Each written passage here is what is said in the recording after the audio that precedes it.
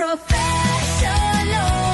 Yo, goddamn it, you're muted, what? And daring, it's iconic. Cheese breaks, fade breaks, staying hydrated. It's shorty time. She's a fucking delight. Trial watching, trials and tribulations.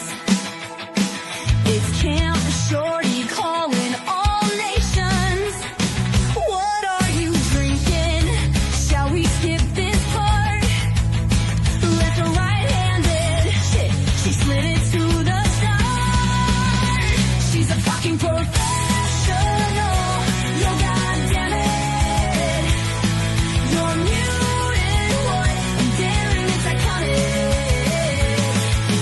Cheese breaks, fade breaks, staying hydrated. It's shorty time. She's a fucking delight. Psychology corner. Let's learn about stuff. New Miss Shorty music. Calling their bluff. Best hashtag, best community. We've got the best minds. A safe, supportive sanctuary full of fun and love. Rock out with your caps out. Curse all you want. And here at Camp Shorty, we even say cunt.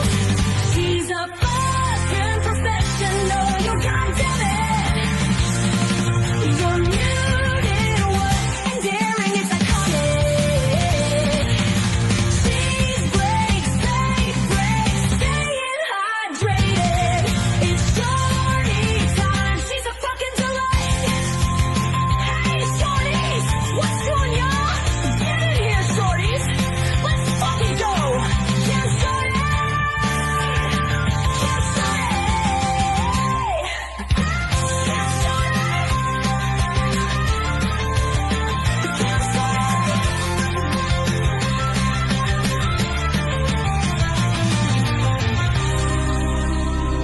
Camp Shorty.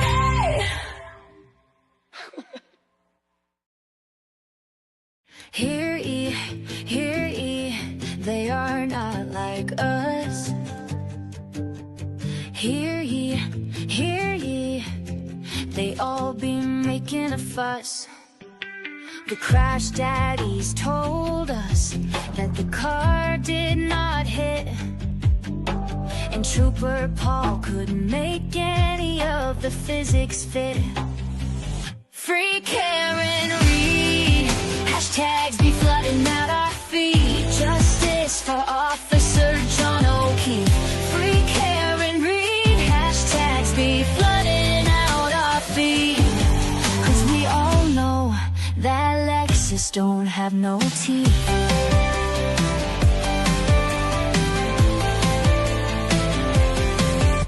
It's obvious that Colin A was in that basement, but the MSP never even took his statement. 34 Fairview, the lawn is so small, but 11 people even saw nothing at all.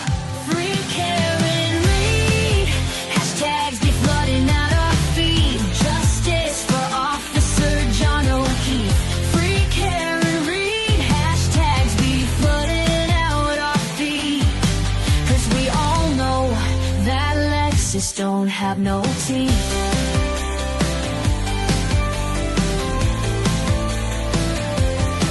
Adam Lally, he drones on and on and on. Can never hold a candle to Alan Jackson. The pirouettes, bang bang, I'll fuck you up. The lending of the readers and the red solo cups. Free Karen Reed, hashtags be flooding out our feed. Justice for Officer John O'Keefe.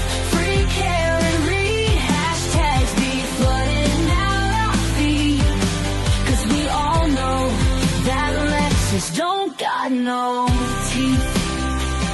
Juliana Nagel said she saw a black blob Along came Canton Lucky, he was just doing his job. He took the stand and he stood his ground. So tell us why that Ford Edge has never been found. 220 Tesman, she made that search. Hose along to die in cold, turtles even got merch. Was it raining then, or was it actually snowing? And what the fuck was Brian Higgins' white Jeep plowing? He's got no game, he made us all cringe. JJ Jen McCabe, well she is clearly unhinged. Free Karen, hashtags be flooding out our feed. Justice for Officer John O'Keefe. Bukkake, the apron, kill me now. High top tables, basketball, and a Frankenstein plow. 1210, crystal light, and the nether cracker. Get off my fucking lawn, Life 360 app tracker. Free Karen Reed, hashtags be flooding out our feed. Justice for Officer John O'Keefe. Free Karen Reed, hashtags be flooding out our feed. 'Cause we all know that Lexus ain't got no teeth. Free Karen Reed. Hey, shorties. What's up? Buster's here already. Hi, hi. Good to see you. I missed you last night. Poppy's here also. They've missed you. I've got my very cool Miss Shorty. Guys. 69. Jacket on. Yes. Matilda, you absolute legend. Love it. 10 fucking 10. So good to see you, Joanna. Shorty for 3 months. Let's fucking go, shorties, right? Who else is here? Hi, Poppy. Hang on, wait. Sorry about last night. I had the migraine to end all migraines. I slept for 33 hours with about a half an hour break. There you go. Pig's ears. There you go. Mind the crunching. Need about a half an hour to eat and feed the dogs. Eat a little something. And I'm feeling fine now. Fine. Smarter Hari, good to see you. Yes. Yes. We're taking a break from the top 10s this evening. A lot of work. I'm clearly at my limit with a lot of work. So we're going with something a little less labor intensive. Hi, Nick. I like this Free Karen Reed song. That's strong language from you, sir. I'm glad you like it. Thanks, Joe Schmo. Enjoy your evening with friends. Shrimp on the Barbie. They're called prawns, but okay. Dizzy's here. Hi, girl. Amber's here. Oh, I wish I was a Leslie's girl. Interesting. Hi. Do you think that perhaps Alessi's going to do the opening statements in this second Karen Reed trial, the retrial? We're here to talk about it. Akasha's here. Crunching dogs. Who else? Shelley, hi. Hi. Motion to scream. What the fuck? Did I say hi, Amber? Who else? Who else? Colors. Hey, girl. Sorry, you're still in blue. Sorry, not sorry. Hey. Simi. Hey, girl. Did I say hi, Kasha? Yes. Hi. Hi. Debbie Blair. Hi. Hey, Holly Street. Good to see you. Oh, I like that, Lisa. This is a small. I'm only a little. I reckon I don't think it's an extra small. I wish if there was I think if there was an extra small, I would have got it. But wait. How cool is that? Pockets. It has pockets. I've also sorry for the too much information here, but I'm also suddenly going through perimenopause. If I suddenly get hot and have to turn the fan on, that'll be those hot flushes. I'm so Grease the movie, and I've got like bow earrings on. Holy crap. Hi, Scott McGuinness. Wait, did I see Scott there? There he is. Hey. Higgy no game. That's it. I'll have to write another one for this next sham trial, right? Hi, Mama G. Good to see you. Frank Zell, thank you. Good to see you, sir. We have to have you back on for another chat. Definitely. Hi, Factual Lie. Are you talking about Hank Brennan? Ava's mom's here. Don't tell me you're on time, girl. I set the stream back for you just so that you could be here on time. You don't think so? Who? Yes, you did.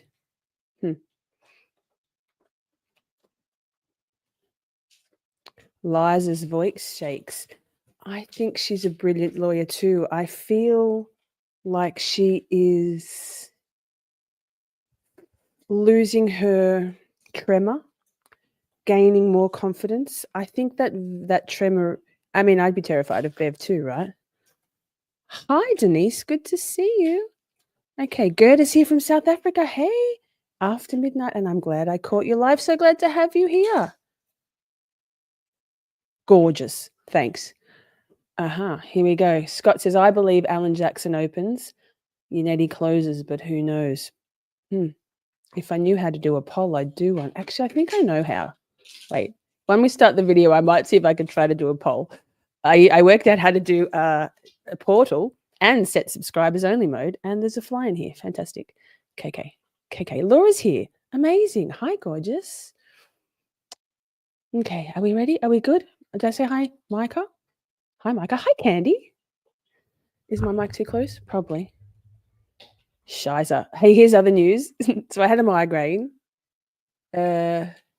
Something. Oh, and my hot water system's on the blink. So I had to just wash my fringe. Oh my god, it is a fly. It's a fucking disaster. No. Hey, so last week, wow. Last week, you shorties, we together raised $1,150.69 for Karen's Defense Fund. We donated 100% of all super chats, super stickers, memberships, gifted memberships, PayPal, Venmo, and Cash Apps. Amazing. It's a little different this week because with the exchange rate, I had to, happily, but that was a big chunk out of my savings until ye old YouTube pays me at the end of next month. So this time we are still doing 100% of, but it's 100% of Cash App, Venmo, and PayPal. So you can donate directly to Karen's Defense Fund. And if you do, please put down from Camp Shorties, something. But that. So Venmo and Cash App and PayPal are easy peasy. The mods, the beautiful mods, my beautiful mods, will drop that in the chat throughout the night. I have my Remarkable ready to take down everybody's names, and we'll do this halfway through the show from last week. All the names from last weekend. You can still do super chats and super stickers and gifted memberships, but they'll just go to me because I'm the best grifter ever. Terrible fucking grifter. Good point. If you would like to use all caps here in Camp Shorty, you are more than welcome. More than welcome. Can one of my mods please drop the exclamation point donate prompt, and I will put that up on screen. The other thing, replay crew, if you would like to watch live chat replay and you're on your handheld device, your iPhone, iPad, tablet, etc. Thank you, Shelley. You are able to. All you need to do is swipe left on the comment tab, and it will give you the option to watch live chat replay instead. One more thing of housekeeping, and then we'll get into it. If you do make a donation to Cash App, Venmo, or PayPal, send us, drop it in the chat what you've donated. I don't think Joey's here tonight, and he has ye old Cash App and Venmo as his notifications. So I will tally it from here, and PayPal I will see. Oh, but just tell us. Oh, Amber. Thank you, girl. Wait. What I'm going to do to save my frazzle, I'm going to write for the draw for next weekend. I'm going to write them like super stickers, like Amber just did. Wrong pen.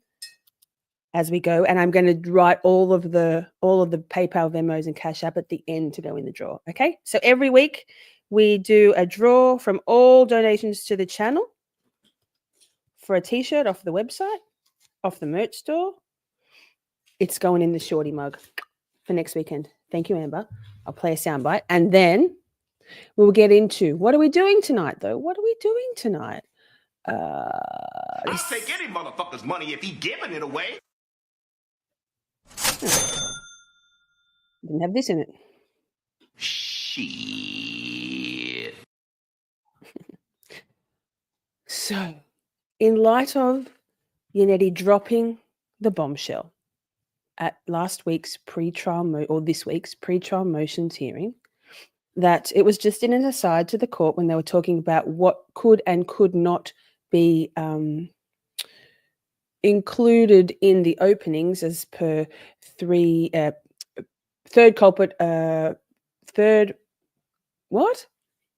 party culprit defense. That thank you so much, Gerda. He did mention that that he wasn't going to be doing the openings for the next trial. Also, who said that Aless is 65? Wait, what? Have you seen him in a T-shirt?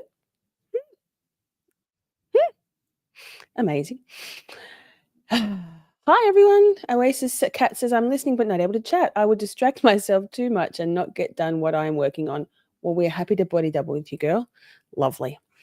Alessi. So we have some members. We have some emotes in the chat.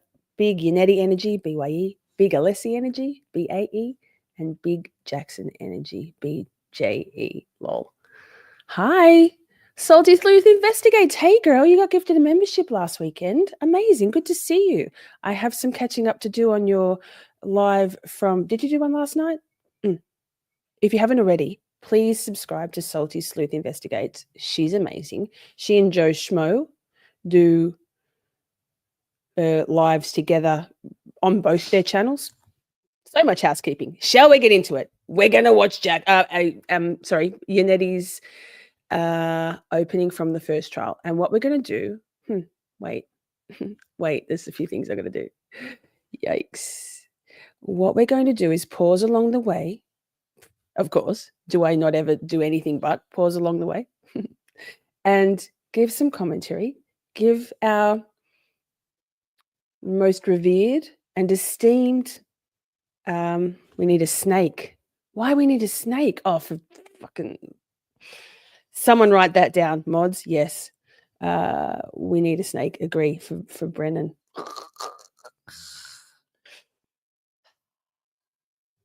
Shall we do it? Don't worry. That's just Lally. Oh, we're watching this through the trial channel. Amazing channel. Defluffed, time-stamped. So many trials. I'm in the middle of watching the Monica Cementilli trial. Cementilli? Murder trial for the murder of her husband, Fabio Cementelli. It's a zinger. The prosecution is chef's kiss. It is the most, it's up there, if not over and above the Adelson trial or case against the defendant. So good. But thank you to the trial channel. If you haven't already, subscribe and let's get going. Let's check what speed I'm on. Awesome. Thank you very much. Regular. Right. Thank you, Mr. Lally. Whoa. Ready? It fixes. Thank you, Ron. May it please the court.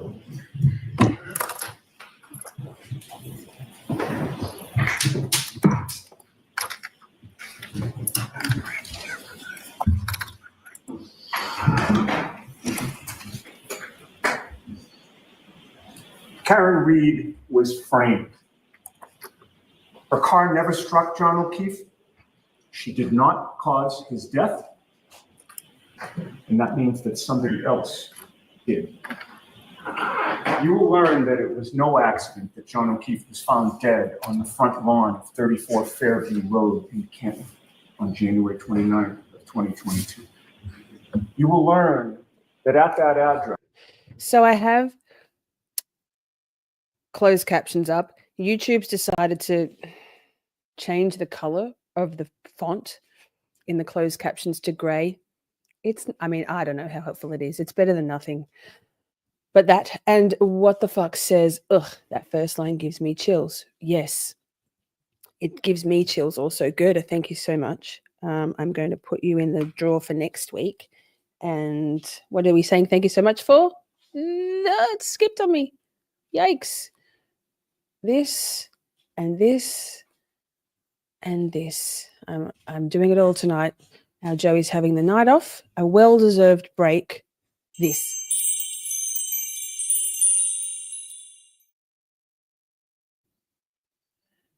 Shay says, I would guess Alessi open and Jackson close. I think it's going to be either or. I feel like Jackson might give a more impactful pizzazz opening. Hi, Poppy. And I feel like Alessi might give a more thorough, comprehensive, methodical close. But right. And Nicholas, Tickles, got yourself a membership, sir. Boom. Good working, Green. Go nuts with those members only emotes. This case is a hot mess express. Right, Sleuthy? Sleuthy. Salty sleuth, my brain. I'm still a little bit hungover. Migraine hungover. Don't mind the dogs. They're very happy that we're all up and about now. What do you think, chat? One's in the chat. Okay, how are we going to do this? One's in the chat if you think it's Alessi open. Hi, Buster. Two's in the chat if you think it's Jackson open. We're not worrying about close. We'll do close next week. One's Alessi, two's Jackson. Poppy, please, for goodness sake. Let's keep going. And let's think along the way. Do you think also, are they going to go with Karen Reid was framed as the lead opener, as the main sort of focus of the defense's case? Or do you think perhaps it's going to be more on the Bowden defense? Have I said that right? The incompetency. Oh my God, my word. Slash inadequacy slash straight up fuckery of the Proctor-led investigation. What do you think, chap? Address lived a well-known and well-connected law enforcement family in Canton, the Alberts. Because the Alberts were involved, and because they had close connections to the investigators in this case, Karen Reid was framed for a murder she did not commit. Good morning again, ladies and gentlemen. As I previously told you, my name is David Yannetti. I'm an attorney with an office in Boston. Together with attorneys Alan Jackson and Elizabeth Little, it is truly my privilege and my honor to represent Karen Reid during this trial. From a very early juncture in this case, you will question the Commonwealth's theory of the case. You will question the quality. Hi, the trial channel. Evidence. You will question the veracity. We will question all those things. The jury will too. There's a lot of twos. Hi, the trial channel. We are here watching your defluffed version of David Yannetti's opening statements. Thank you so much for all the amazing work you do. We always shout out the trial channel. Oh, can't get enough. Lots of twos in chat. Lots of people saying Jackson will probably, you believe Jackson will open. Interesting. Change my mind in 3 seconds. That's okay. If only you were that 12th juror, right?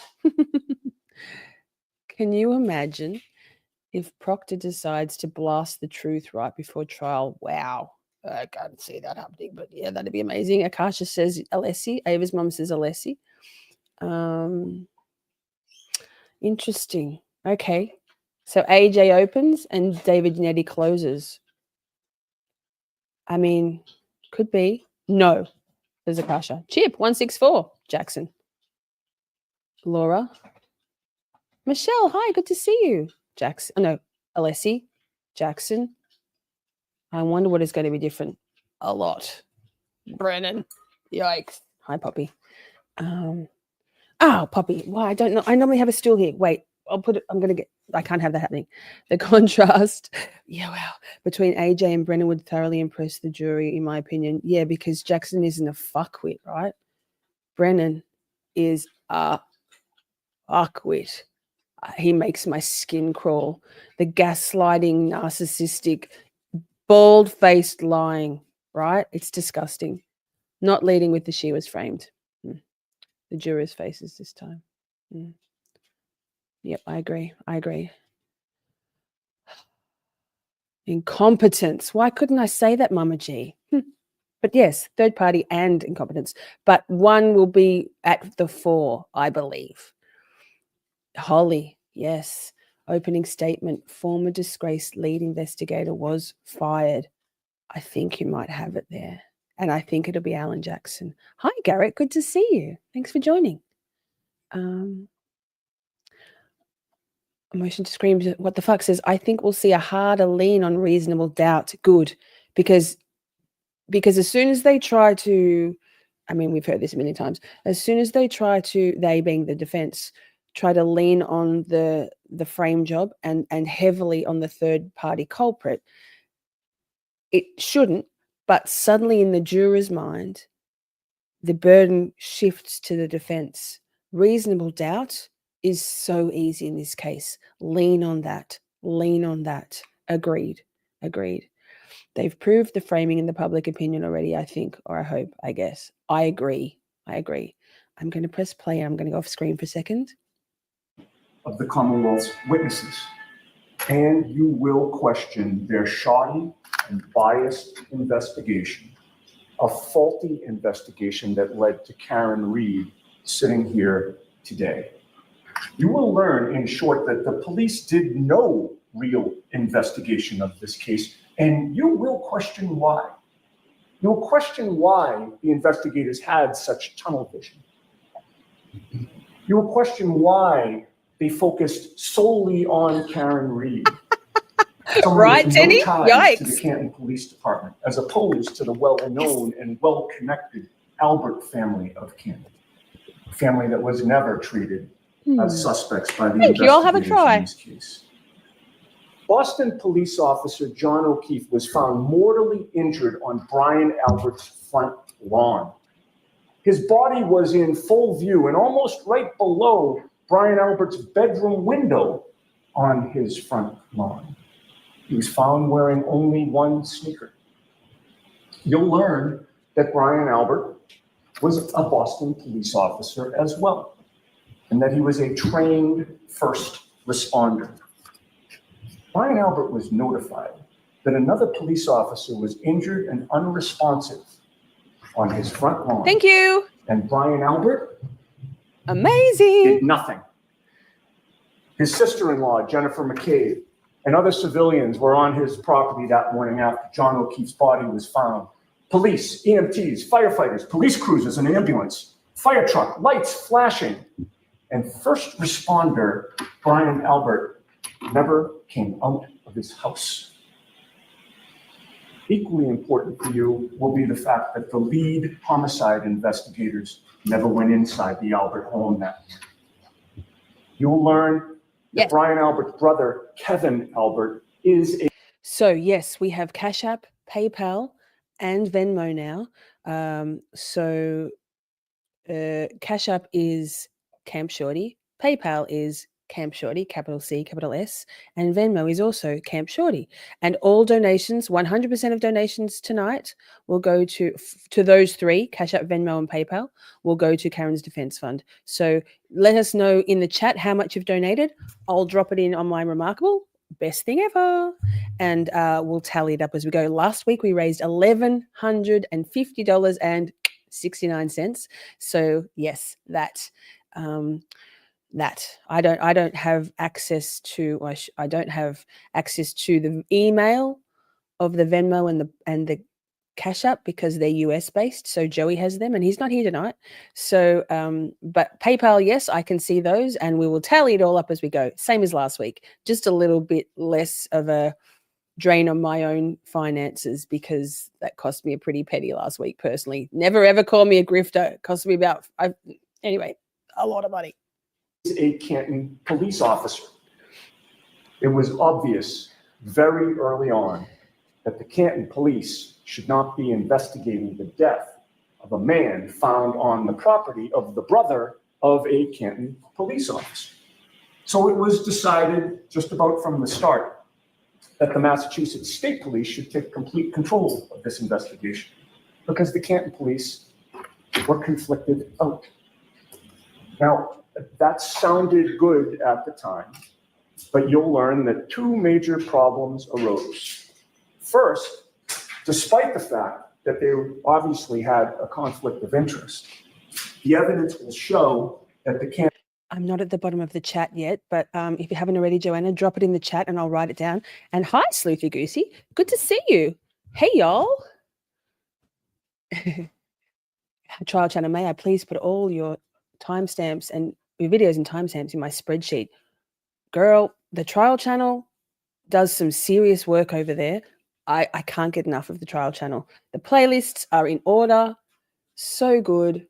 Like so good. 10, 10. Good to see you, Sleuthy. Yay. Hey, Sleuthy. Hi, Cat in Norfolk County. Let me scroll down to the bottom.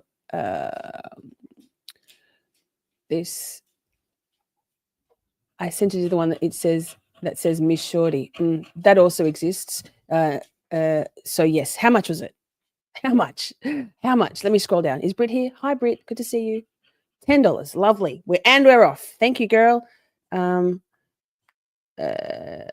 As I said, I'll write all the names down so I don't write on my remarkable in my normal pen on this at the end of the thing for the draw for next weekend for a t-shirt off the merch store. Okay, let's get going. So much housekeeping. Canton police still had their hands Thank in you, this Joanna. investigation. You will find it astounding. But Canton police officer Kevin Albert, so good. The reason for the conflict of interest in the first place was continually updated about the status of this investigation while it was going on. Second, and equally troubling, is that the lead state police detective who was assigned to this case was a man named Michael Proctor. Ooh. Michael Proctor, you will learn, is one of the many people in Canton with deep ties to the Albert family. Michael Proctor's own mother refers to the Alberts as the Proctor's second family. His own sister's wedding, Michael Proctor was in the wedding party with Colin Albert. And he sat at the head table of that wedding with members of the Albert family. That's the man who was chosen to lead the investigation into the suspicious death on the property of Brian Albert. That's the man who gave updates to Canton police officer Kevin Albert while the state police were supposed to be investigating what had occurred at his brother Brian Albert's house. So, what role do you think Proctor, Mr. Michael Proctor, will play this time? Do you, one's in the chat if you think that the Commonwealth will call Proctor. Two's in the chat if you think, hell no, and only defense will call him. And I'll ask another ones or twos in a second because there's a second addendum to that, I think. You'll learn that right from the jump, Michael Proctor predetermined the outcome of this case. Never stepped foot inside the Albert home on January 29th, 2022. Never checked out whether there were any signs of struggle inside that home. He never called for crime scene technicians and other specialists to look for blood or other trace evidence within the home. He never asked Brian Albert for permission to go in the home and take a look around. Michael Proctor never applied for a search warrant to go in that home. Instead, he focused immediately and exclusively on Karen Reed. Sleuthy or chat, do we know what the rules are for pleading the fifth in the Commonwealth in Massachusetts? Hi, Buster. Because if he can plead the fifth, Proctor, on certain things, perhaps he will. Hostile witness, yes. I think that's going to be quite... I don't even know the point. I don't even know the process for having someone declared a hostile witness. I believe it's as simple as when the defense calls a witness who is clearly, objectively a prosecution witness, that turns them into a hostile witness by default. Or am I wrong? Enlighten me, chat, Sleuthy. motion to scream, what the fuck? It says he already testified to everything horrible. He did, though. So how could he plead the fifth? It's a new trial, or so I've been told, to quote David Yannetti. Yes, good point. Good point. Sleuthy says, I don't think he can because he already testified under oath to these things in trial 1. However, different trial, new trial, reset. If he pleads the fifth, the defense can use that in closing to him at home with reasonable doubt. Yes.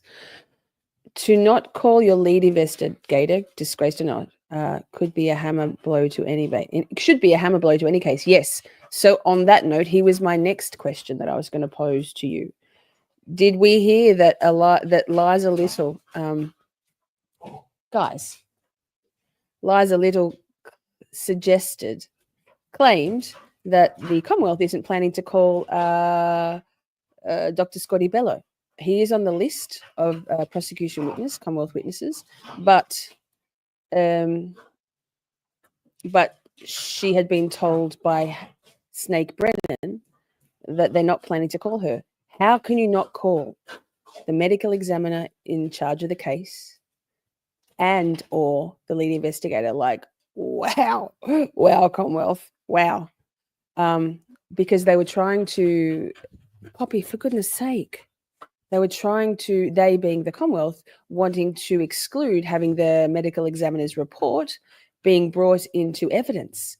Why? Because they can't have the undetermined redacted, right? As for manner of death.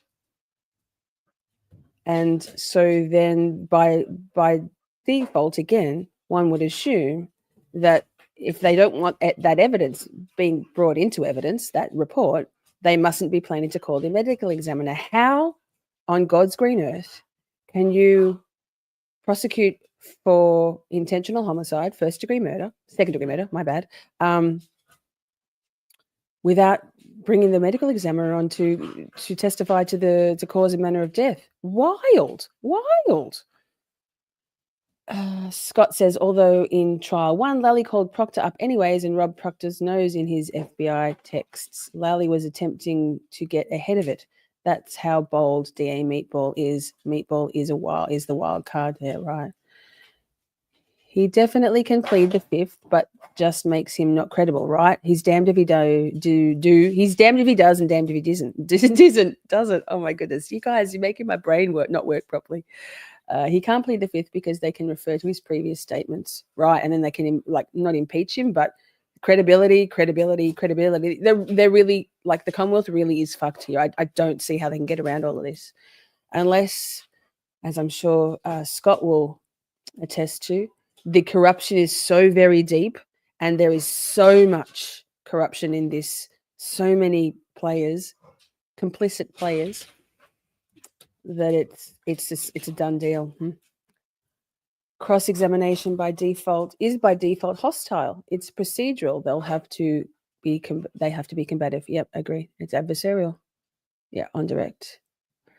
Sleuthy says, well, new trial with regard to Auntie's rulings, but all that testimony is fair game for and in trial 2. Yes, good point. Poppy, for goodness sake. Shorty, would you consider Turtle Boy to be a hostile witness if called by Spank? Not me. I don't think they're actually planning to call Aiden. I think they're putting him on the witness list so he is excluded from being in the gallery in court. Your thoughts, chat? They'll never call Turtle Boy that. She's on the list. They still might not call her. She was great for the defense. And they did not want the death certificate brought in. Exactly. They don't want the undetermined ruling. The defense will call him. Bev would have to deem him a hostile witness. Yes. Can't the defense just call her? Yes, hi. But isn't that a weird look for the jury? Why isn't the Commonwealth calling the lead investigator and the medical examiner? This is fucking fishy, right? Zach, good to see you. How are you? Bev said, regardless, Scorpio Bello will testify. Hi, Ban Van. So Brennan will do anything to keep anything bad for the Commonwealth out of the trial, even their own ME. Yes, but he's not thinking about the big picture, is he? Because the big picture is these things, these expert witness testimonies are integral for any prosecution's case in a murder trial. You have to call the lead investigator. You have to call the medical examiner, like cornerstone witnesses. All that other shit, not. If Hanky Panky doesn't call Proctor, says Scott McGuinness, then the defense has to call him, and that creates another issue. The defense's witnesses now, they can't impeach unless Bev allows him to be named a hostile witness. Interesting. Laura Spence says there is no way the Commonwealth do not call Proctor. If they don't call him, they have a glaring hole in their case, as the defense have to call him and will look shady to the jury as to why he wasn't right. I mean, so far, it all looks shady. Yikes. Amber says, amazing insights, chat. I have no clue, so I'm just learning from you all. Yes, same. We're here together. Hive mind. It's amazing. I love this. He can't plead, says Marky, due to the grand jury testimony. Right. He's already testified to all of this. Interesting, chat. You're amazing. Chat is bae. Scotty says, Bev will not allow Proctor to be named a hostile witness for the defense. Watch. You're probably right, Scott. Fucking Bev. Sleuthy Goosey says, right, but if they're calling them on direct, they have to question him differently. Exactly. It's a very different kettle of fish, isn't it? It's a very different animal. No leading. Direct questions, right? Debbie agrees. They won't call Turtle Boy. Yep. Shelley, they're trying to keep him out of the gallery, so I'm a bit behind chat. Let me go. Excluding Turtle Boy from Watch It All. Yes. Well, if he's not in the gallery, he can comment from Law and Crime or Court TV, Nick, but he can't comment from directly within the courtroom. So, hi, Laura. Good to see you. I think he can. Oh, actually, good point.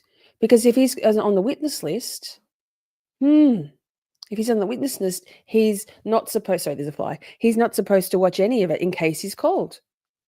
The sequestration rule, right? Gretchen Voss was on the witness list, and she still attended the trial.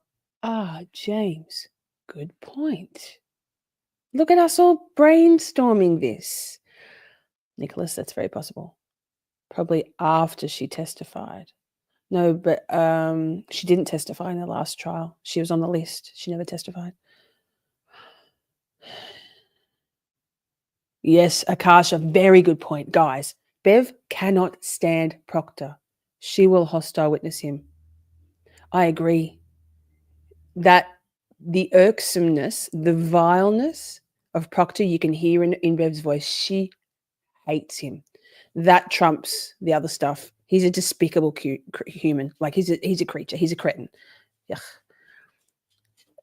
Zach, go and catch some fish. We love that.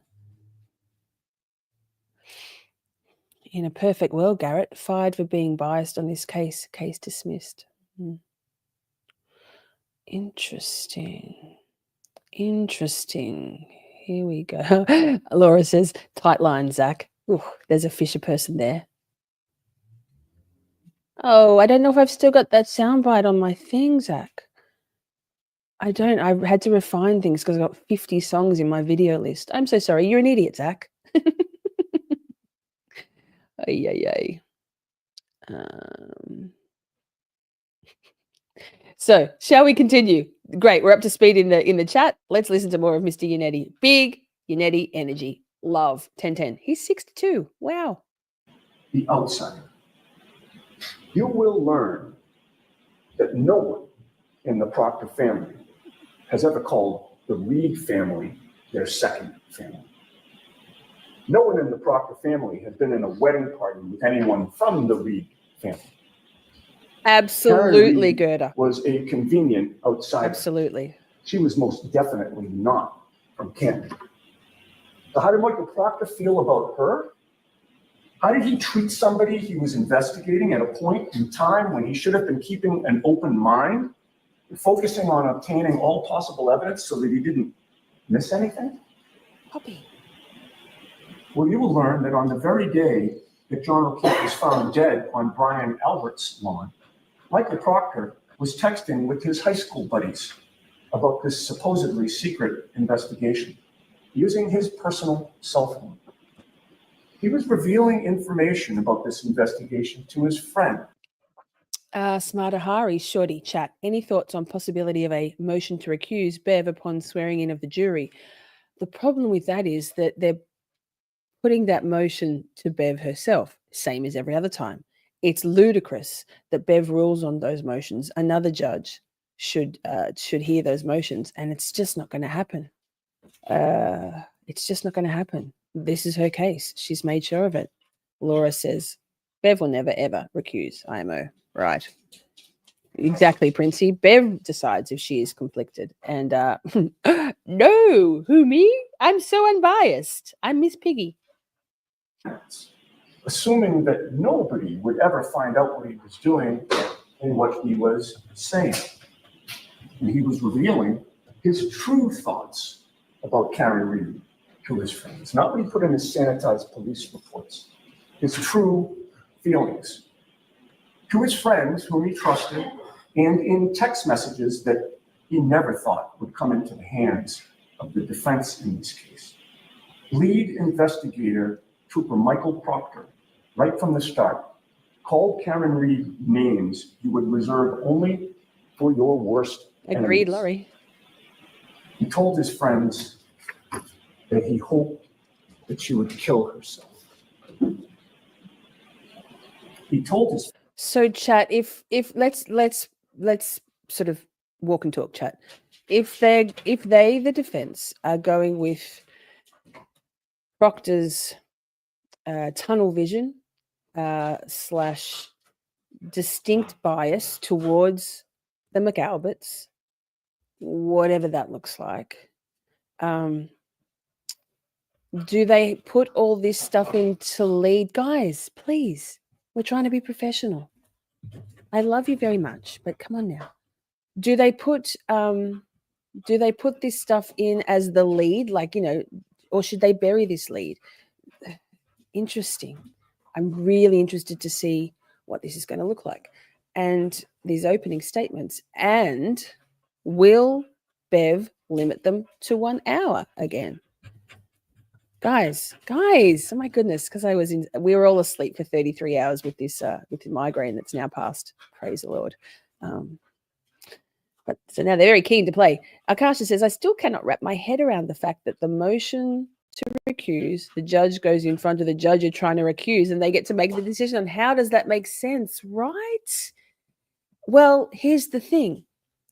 A reasonable judge would say, put their ego aside, put that hubris down, and say, the appearance of impropriety is enough for me. Right back in the very first motion to recuse, right? But Beverly Canoni is not that person. I think it's more, and I think Scott McGuinness will agree, I think it's more than ego and hubris. I think there's some very strong links between Bev and all the parties, right up to D.A. Morrissey and beyond, right? Mama Bug says, breaking news. Better letter is in Turtle Boy's Twitter. Lovely. We can read it after. Right, chat? Right. Hi, Lisa. Medical examiner will testify. Yes, but for whom? Of course she will limit. She has to get her Cape House, right? And tell the truth. Says, I found my peeps. Good evening, all. And Steph is here. Pausing to say, Steph, how are you going at the Advocacy Conference 2025 in Indianapolis? So proud of you. I love that you're there. We'll have to find out how it's going after. We're going to do a live stream. No, we're going to do a pre-record with Steph after this weekend. She is there supporting, representing Camp Shorty and learning and networking and going through some pretty heavy keynote speakers, I believe.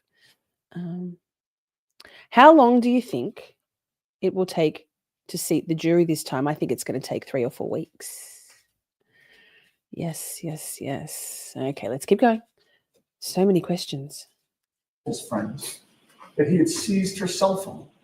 And you will learn that he knew he shouldn't have been accessing any content on her cell phone because he knew there would likely be attorney-client communications on it between. Yes, it's upside down world in Canton, right? It's the Canton triangle, like the appearance of impropriety of having the cops that are involved in the case, having interviewed some of the witnesses, being in charge of the jurors. It's just reprehensible. Hi, Bartman. Good to see you.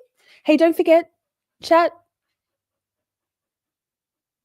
tonight, 100% of all Cash Apps, Venmos, and PayPals are being donated to Karen's Defence Fund. Last week, it was Super Chats and everything.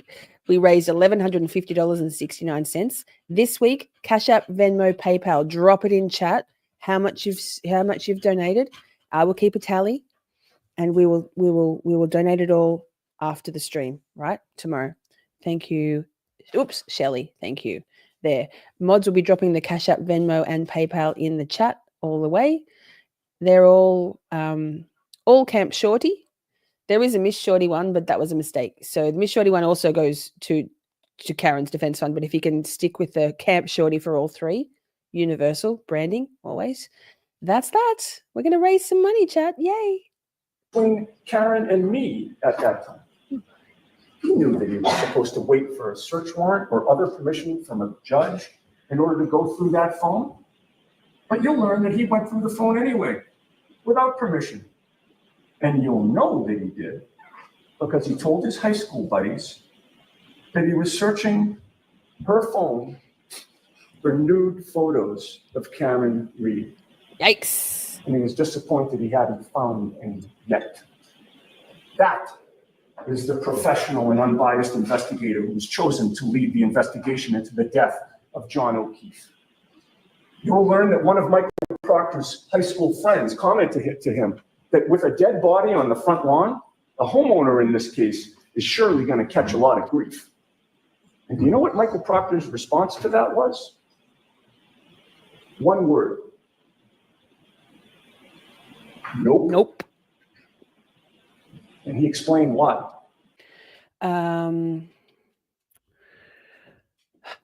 Super chats are going to help reimburse Miss Shorty's bank account this week. Yes, correct. The exchange rate is brutal.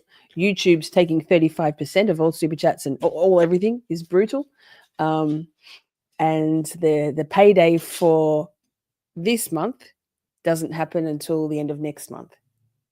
So yikes. But yes, Venmo, Cash App, and PayPal all going to Karen's Defence Fund tonight. Michael Proctor assured his buddies that the homeowner would not catch a lot of grief because, quote, the homeowner's a Boston cop too, end quote. That one sentence, ladies and gentlemen, in Michael Proctor's own words, will explain a lot to you about how this investigation was conducted.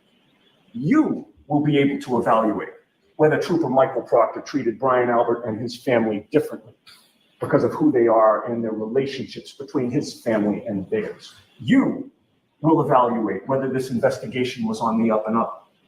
You will decide, as a result, how valuable or... Ava's mum, thank you so much. That's so kind. Well, wow, now you got me crying. It's always, every time, at least once a stream, right? At least once a stream. Thank you so much. That's really kind of you. This feels rude, but anyway. I'll take any motherfucker's money if he giving it away. Shit. That's so sweet. I'll put your name in thrice for next weekend's t-shirt drawer, okay? Thank you, Ava's mum. You're so sweet. Or worthless the prosecution's DNA evidence is or is not. in light of who controlled that evidence. You will learn that Michael Proctor's fingerprints are figuratively all over this case. His fingerprints are all over the Commonwealth's evidence. You will learn that Michael Proctor showed up at Karen Reed's parents' house in Dighton to interview her during the afternoon of January 29th, only hours after John O'Keefe's body was found dead on Brian Albert's front lawn. You'll learn that Michael Proctor had her Lexus SUV towed from her parents' home. But you'll also learn Steph, that he wrote thank you. a search I'll take warrant any motherfucker's money if he giving it away. in which he falsified the time that he took that SUV. He swore under oath that the vehicle wasn't towed until 5:30 p.m. But you'll learn that we obtained surveillance footage that he didn't know we would get. And that surveillance footage exposed that Michael Proctor's words in that sworn affidavit were a lie. Michael Proctor had that vehicle for about 90 minutes before he claimed to have taken it. And folks, you will learn that the timing is important, very important. Because when John O'Keefe was first found on Brian Albert's front lawn, the police thoroughly searched that yard for potential evidence. And it wasn't just one officer, or two, or three. There were at least 4 officers that searched that front lawn. And that morning was the beginning of a snowstorm, but there wasn't yet much snow on the ground when they were searching that morning. It was light out by the time they did the search, and it was getting lighter. And during that thorough search of Brian Albert's front lawn, the number of pieces of tail light that were found by a minimum of 4 officers looking for evidence was 0. It was only later in the day, when the snow was really starting to accumulate, that the police miraculously started to find pieces of taillight on the property. The police only started to find pieces of taillight after Michael Proctor had seized Cameron Reed's car. They only started to find pieces of taillight after Michael Proctor had possession of her taillight. So really, this is all still relevant, isn't it? Because it's all, I mean, it's all leaning to the tunnel vision and bullshit of Michael Proctor's investigation, the investigation he led. Scott says Bev first became a public defender in 1985. 24 years later, Morrissey, along with Government Patrick, got Bev judgeship in 2009 in district court. Then in 2014, Governor Patrick gave Bev a superior judge robe. So Scott, why? Oh, and that's because what Morrissey, which is it? Whose mother? Morrissey's mother worked in the same. What was it again? My brain. There's a link there. There's a link there. James Lynch. Jennifer McCabe walks into a bar. Bartender says, "Why the long face?" Ouch. Harsh but fair. You'll learn that Trooper Michael Proctor then kept going back to the Albert residence after that day, and he claims to have kept finding pieces of taillight on multiple occasions on multiple different days. Or Amber, if those pieces weren't in fact there at that time, right? And in addition, a good week after John O'Keefe's death, Canton Police Chief Kenneth Berkowitz, an older officer on the brink of retirement with probably not the best eyesight,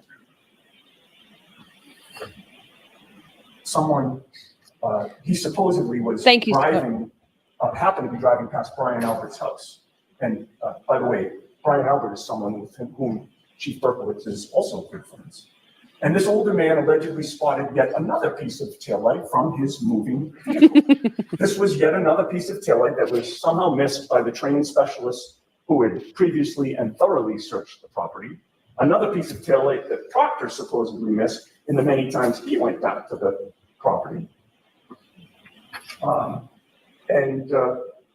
Michael Proctor claims that he kept finding pieces of taillight right up until February 18th of 2022, which was nearly 3 weeks after John O'Keefe was found dead on Brian Albert's home.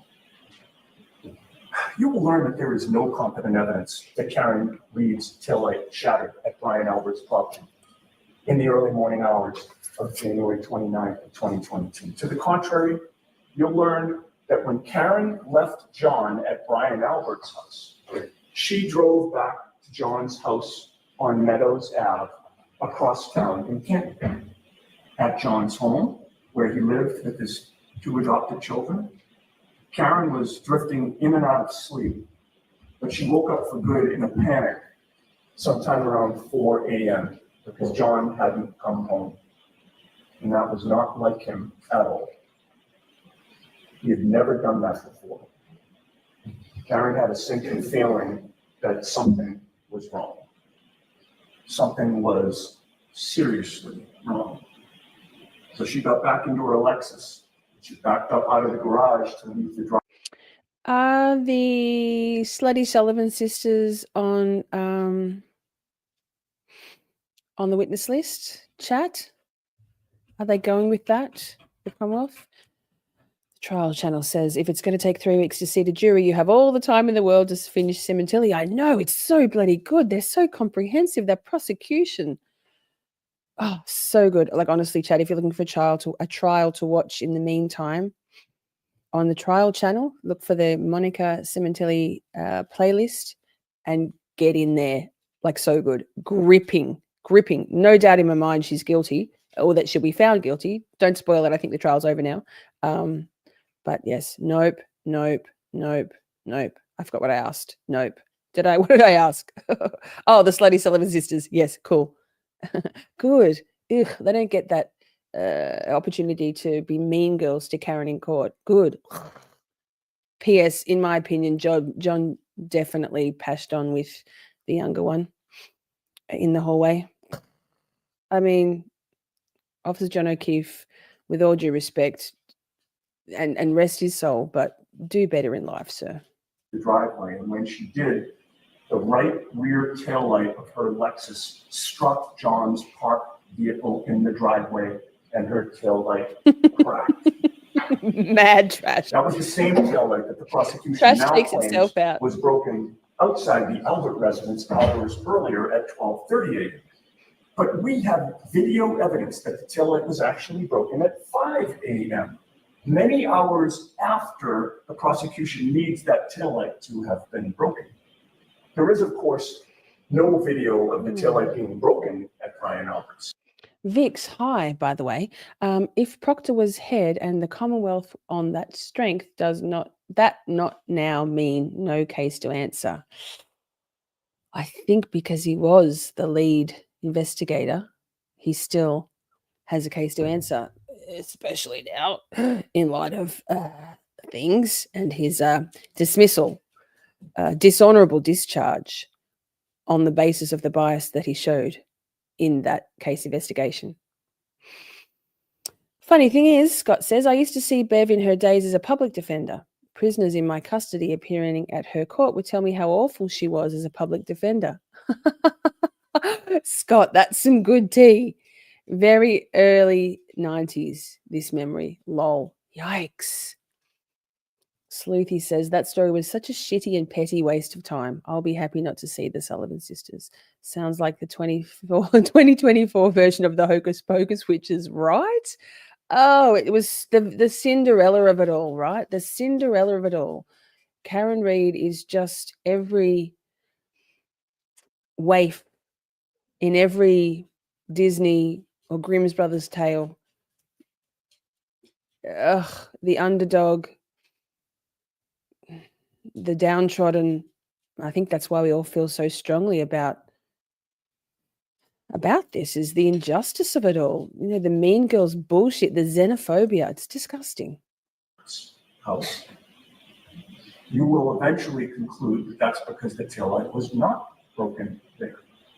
Importantly, you will learn that there was an eyewitness who arrived at 34 Fairview after Karen got there with John O'Keefe in the early morning hours of January 29th. And that eyewitness, Brian Nagel, who's the brother of Julie Nagel, who was at the after-hours party. Jim Cox is in the house. Everybody loves Cox. Hi, Jim. Proctor is not a representative of the MSP now, but he is still a major witness in this case. He will have to be there or they will undoubtedly get a dismissal. Absolutely. think about like every trial we've watched where the lead investigator or officers and detectives involved in the investigation of the case are no longer employed with that law enforcement agency. They still have to testify. Retirees. The trial I just watched through Grizzly True Crime, which was the Nicole Rice trial. If you have watched it, spoiler alert, blog your ears out now. The jury found her not guilty. It was prosecuted so badly. It was the opposite end of the spectrum to the Cementelli case. Anyway, Jim Cox. Yes, he has to be called. He has to be called. Good to see you, Jim. That night. He had a clear view of Karen's SUV. Brian Nagel confirms that there was no damage to her taillight at that time. Karen was sitting in the driver's seat with her hands at 10 and 2. And Ryan Nagel confirms that while Karen... Sleuthy, it's a bit like, you can't choose your victims, right? And you can't choose your victims' families or loved ones. It's tragic for anybody to be murdered or to lose their life or to die even. That is life, but being murdered isn't part of life. It shouldn't be. We can have sympathy and sadness and empathy for Officer John O'Keefe and his family for this tragic and unnecessary, I'm going to call it a slaying, but be realistic and not sort of virtue signal over John's, dirty pause, sorry, Mr Yannetti, over John's clearly he wasn't the best boyfriend. And maybe he was in the beginning, and maybe they were sick of each other, excuse me, by the end, and maybe it just wasn't working. But no one deserves to die. John didn't deserve to die. And Karen didn't deserve to be treated like she was treated by him, by what it seems, because as Sleuthy says, she's been reading the text and they don't make John look good. It is what it is. Karen was inside the car. John O'Keefe was not. John O'Keefe was also not outside the car at that time. You will ultimately conclude there's only one other place he could have been. Now, going back to that 5 a.m. video from John's driveway, you will see Karen back up her Lexus and strike John's car at about 5 a.m. when she was leaving John's house to go out to look for him. And you will know that she struck his car at 5 a.m. because you will watch that video closely. You will witness that the wheels and the hubcaps on John's car are jostled and moved by Karen's SUV. And you will conclude that video depicts exactly when Karen's taillight was cracked, long after she dropped off John that night at 34 Fairview. And you will learn that part of the reason that Karen's Lexus hit John's car was that Karen was panicked at that time. Where is John? Why didn't he come home? What happened to him? Princey, thank you for reminding me. Princey learned through the week, and I did not know this, if you hit that heart thing that sends hearts up onto the screen above your chat bar, it gives a message to YouTube that you all are enjoying this stream and sends us out into the algorithm a bit better. So anytime you would like to do that, please feel free to send that heart signal to YouTube. Love it. Love. Thanks for reminding me, Princey. We'll have to put that in the prompts. And you will learn that she was racking her brain for what possibly could have happened. And like many of us, was worried about the worst. Did I hit him? Could I have hit him?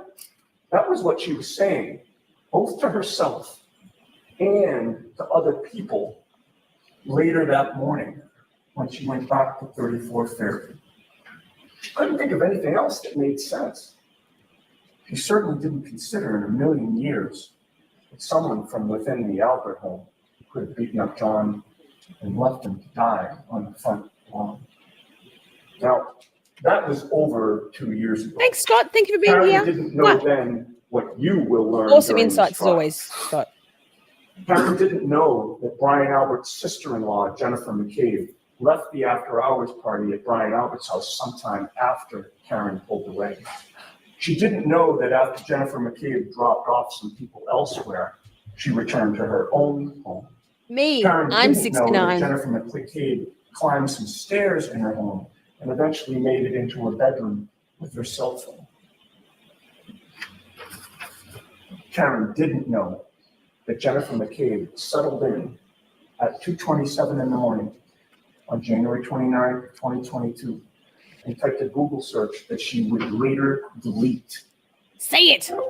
Say chowder. 2:27 in the morning Shout was over out. 3 hours before John O'Keefe's body was found on Brian Albert's lawn. 2:27 was over 3 hours before anyone knew or suspected that John O'Keefe was missing or hurt or in trouble.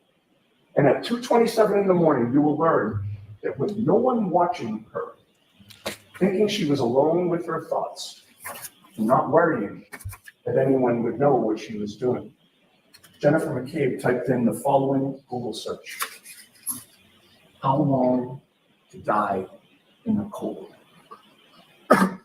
Now, she misspelled the first word, so the actual search was how long to die in the cold. Say it. You'll get the point. You will ask yourself, why would somebody Google how We all long miss does it Taryn. take for someone to die in the cold, unless that person knew someone who either was in that situation or would be in that situation. You will question during this trial, who was it who actually did die in the cold at some point that night, sometime after Jen McCabe was asking Google for an answer to her question. And you'll learn that the answer to that. It does sound a little bit odd. The trial channels some very small portion of her stuff has this kind of weird. Very few. I think I've heard. I think there was 2 in the Karen Reed playlist that I've come across, and none in the Monica Cementelli trial. But yes, he is a little fishbowly. To that question was John O'Keefe. The medical examiner in this case will testify that one of the causes of John O'Keefe's death was hypothermia. John O'Keefe died in part because he was left to die in the cold. Okay, wait, Now, pause. the Commonwealth will try to So that was let's listen to that again. I think they need to. What do you think, chat? He says John O'Keefe died because he was left in the cold to die. Do you think they're going to play upon that more? And if they do, compound question, sorry, worst attorney ever, that means surely the Commonwealth needs to bring in the medical examiner to testify to the hypothermia component of his death. And then that count 2, which was the one that the jury was still, by all accounts, was still hung up on, makes more sense, right?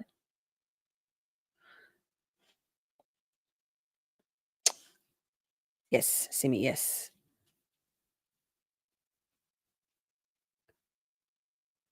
Yes, says the chart. My audio ends up like that sometimes, and I don't know why. It doesn't sound like that in my editing program. My apologies. No, honestly, I've only heard it twice. It was in that we did it last week in the furrows. Timothy Nuttall having that in exchange with Mr. Jackson about furrows. The defense will bring the medical examiner if the Commonwealth doesn't. It's just wild. So do they play up on it? They being the defense, they being the Commonwealth. If they want a conviction on something, if they want a conviction on something, then count 2 surely is the one they've got the most chance for, right? They being the Commonwealth. The body temperature is so important.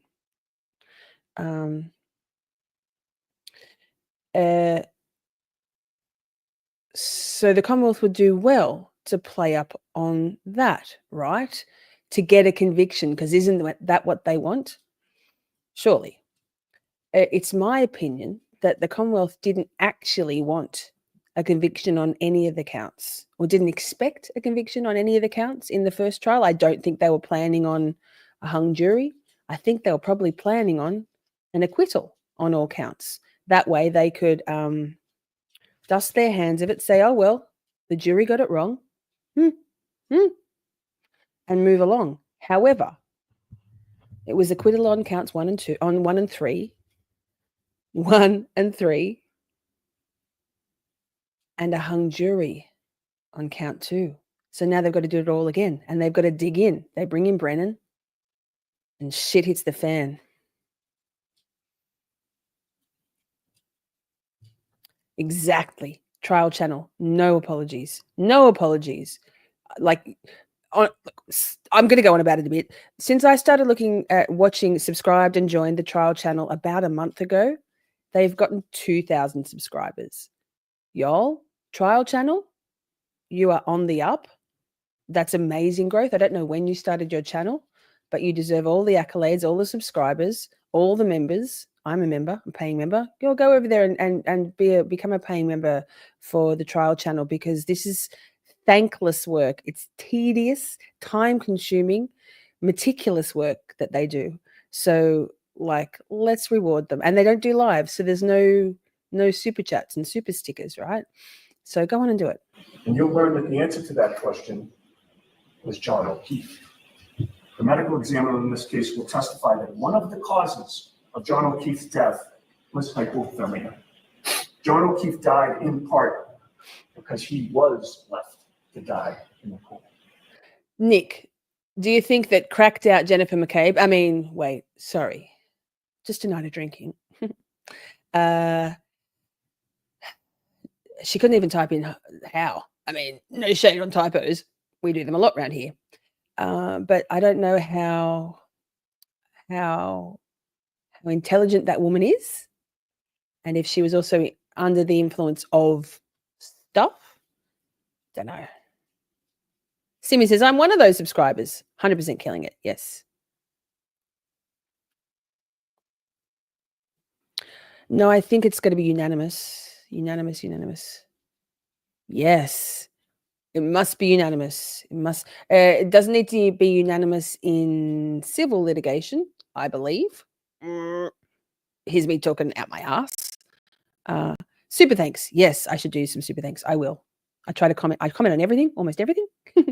Comments make such a big difference to getting things out into the algorithm. Comments and replies, absolutely. Good work, the trial channel. We love you. Now, the Commonwealth will try to dispute the timing of that Google search. They'll try to claim that there were only 2 Google searches at 6:23 and 6:24 a.m. after John's body was found. But one problem for the Commonwealth will be that we have retained Richard Green, one of the leading computer forensic experts in the country. Rick Green has forensically analyzed Jennifer McCabe's phone, both manually and using every appropriate type of computer software to solve. He's on the witness list again, right? Hey. Oh, hey, Dave T. Good to see you. We're going to do the draw from last weekend. There's lots of names in the hat this time. So whoever, this is all the super chats, super stickers, gifted memberships, Cash Apps, Venmos, PayPals, and Buy Me a Coffees from last weekend. And we're going to draw. So this, whoever wins this, last week it was Mr. Meathook. The week before it was Maiden UK.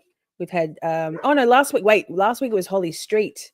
And Holly gave hers to Simi. Simi, your T-shirt is on its way. So whoever wins this can pick any T-shirt or top off the website, off the merch store. I've got different size things. I'm going to be careful not to. Oh, yes, Buster's. Wait. Fuck. Anticlimax. Buster's barking because he's stuck in the room. Hang on. BRB. Wait, I'll play a song. I'm going to play a song and then we'll draw, okay? I'm going to play a song and then we'll draw it. Oh, yes, Buster. Goodness gracious. Hang on. This is very rather fitting. Every week we do this, but we're doing it again. Can I find it? This. Hey, Massachusetts, what the actual fuck? Lost your freaking minds, investigating some silly ducks.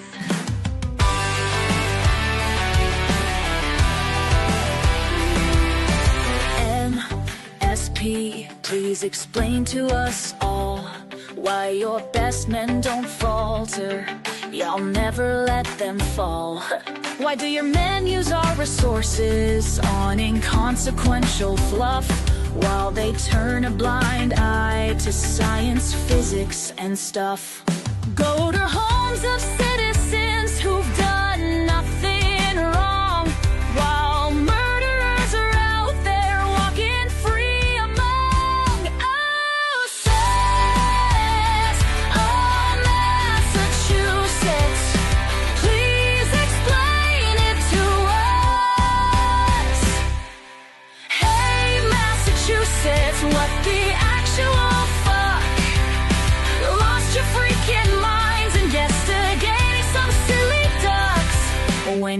losing the gold standard.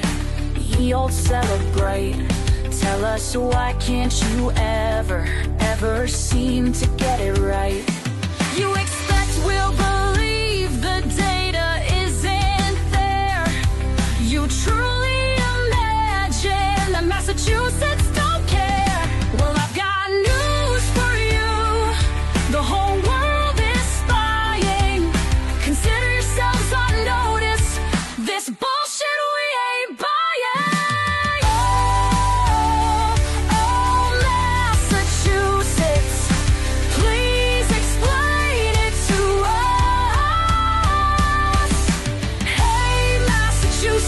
What the actual fuck?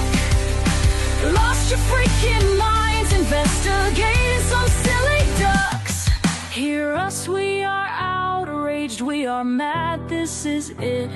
We ain't taking no more of this fucking shit.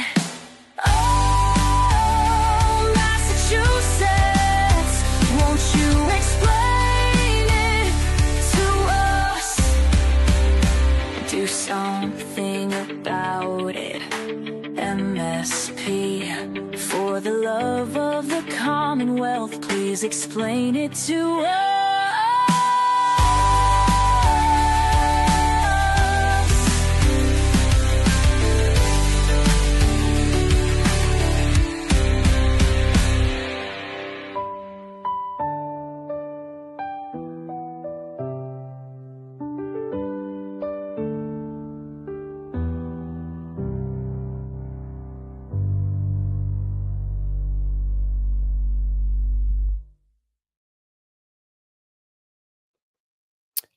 James, it's in my playlist on my music. It's in my music playlist.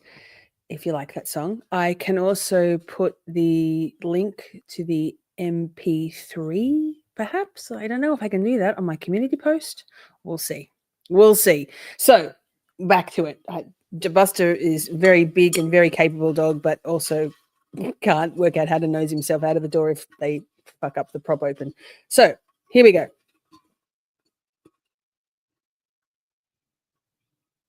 I got one.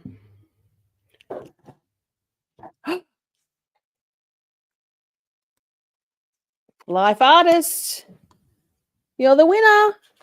Let me know, girl. Pick a shirt off the website. Send me an email. It's Miss Shorty, as in it's Miss Shorty, all one word, @gmail.com. Pick a style, a size, and a color, and your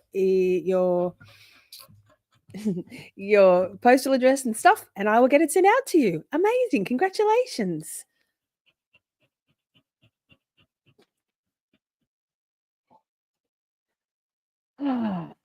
Should be. What? Yes. Yes. Life artist. Yes. Cool, huh? You're the winner. You're the winner. Yay. Let's get back to it, chat. Britt, you still have to choose a mug, remember? Let me know, girl. Britt Ketchell. Oh, wait. This.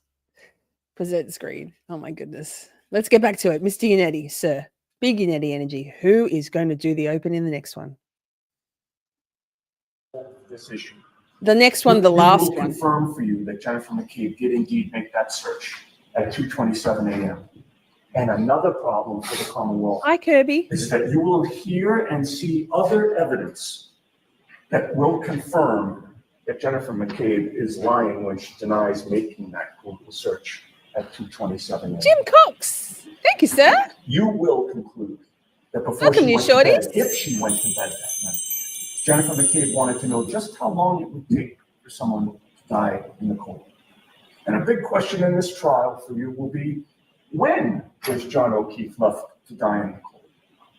I expect the Commonwealth will try to persuade you that he was left there sometime around 12:30 a.m. because they're going to try to prove to you that Karen Reed hit him. Jim, you gifted yourself one. There the entire night until first responders arrived at 6 a.m.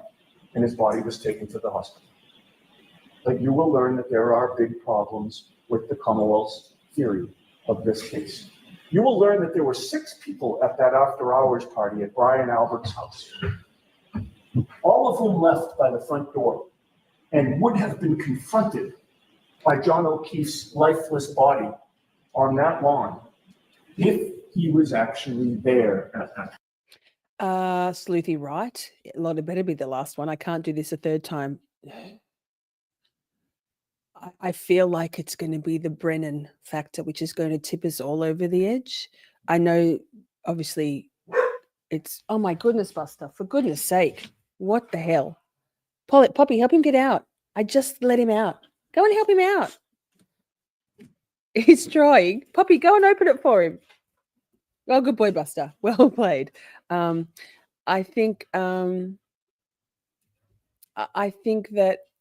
it has to be the last one, the Commonwealth.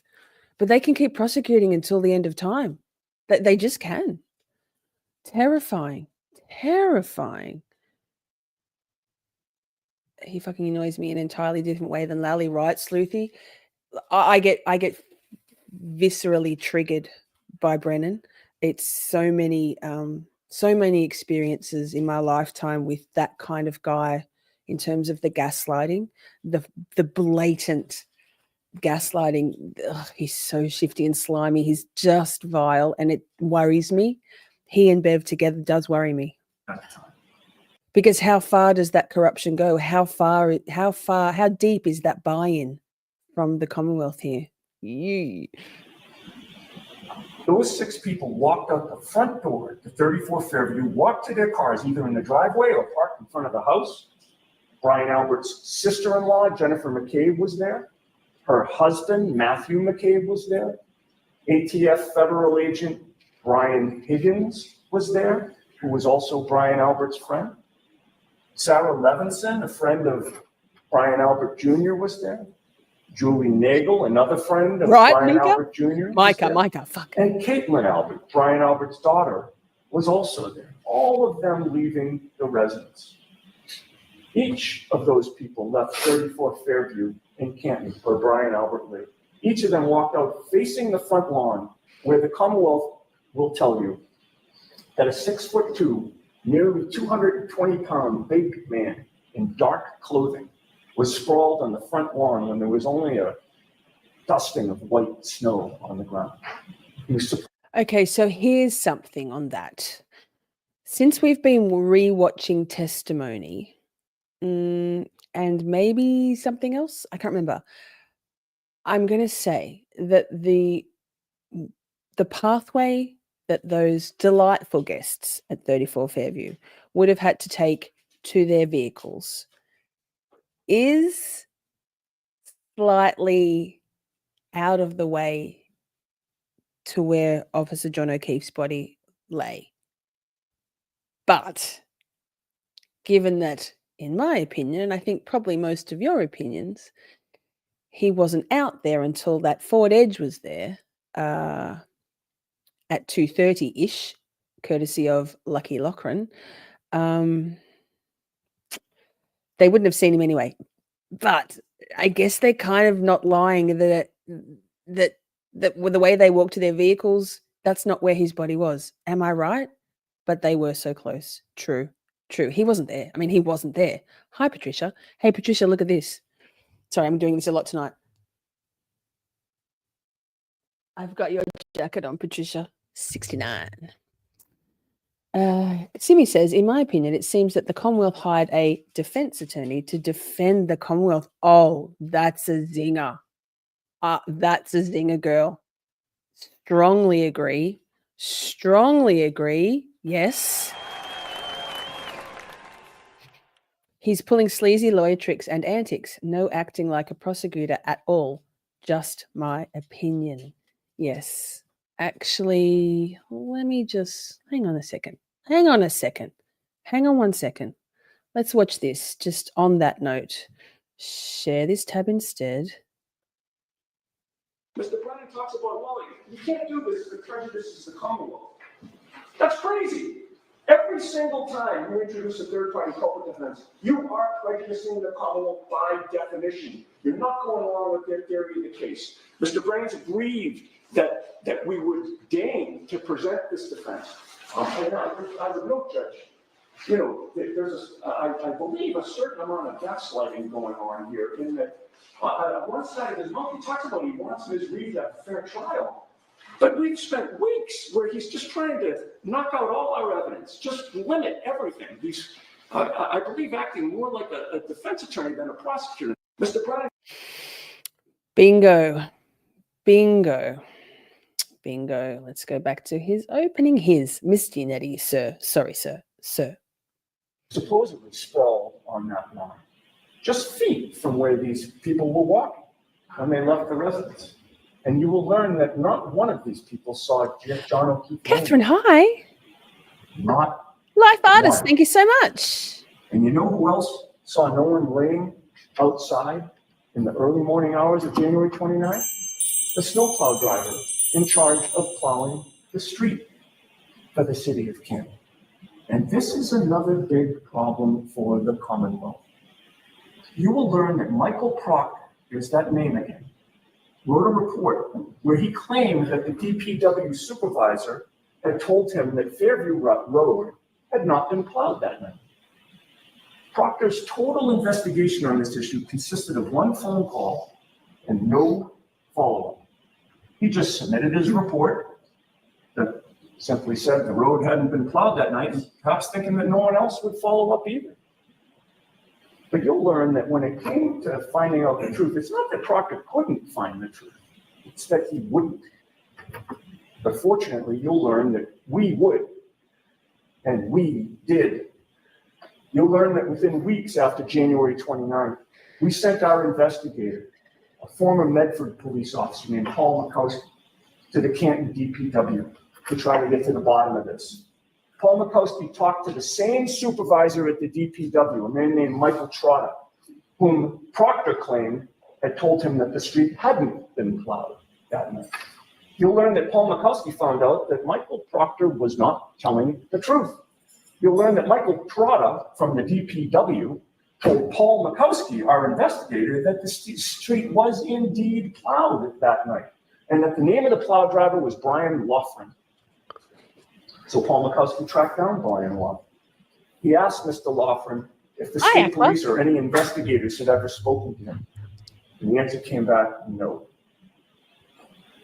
You will then learn what Brian Loughran had to say about what he saw and didn't see that night, and you will be shocked. Shocked. Brian Loughran told Paul Shock Makowski and that he horror. was driving a big snowplow in Canton that night.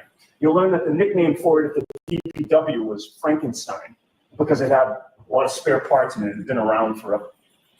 Brian Loughran told Paul Makowski that when he plows the streets of Canton. Okay, chat. That reminds me, we are going to do, we're going to do some more top 10 streams. I'm just taking a little break from them because they're a lot of work and I already work full time. Cry me a river. But Lucky was one of the few witnesses that told the truth. Drop in the chat, or in the comments. Hi, replay crew. Thank you.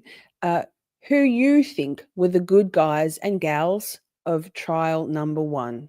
The Colakeithuses, Lucky Loughran, Michael Trotta, the library CCTV guy.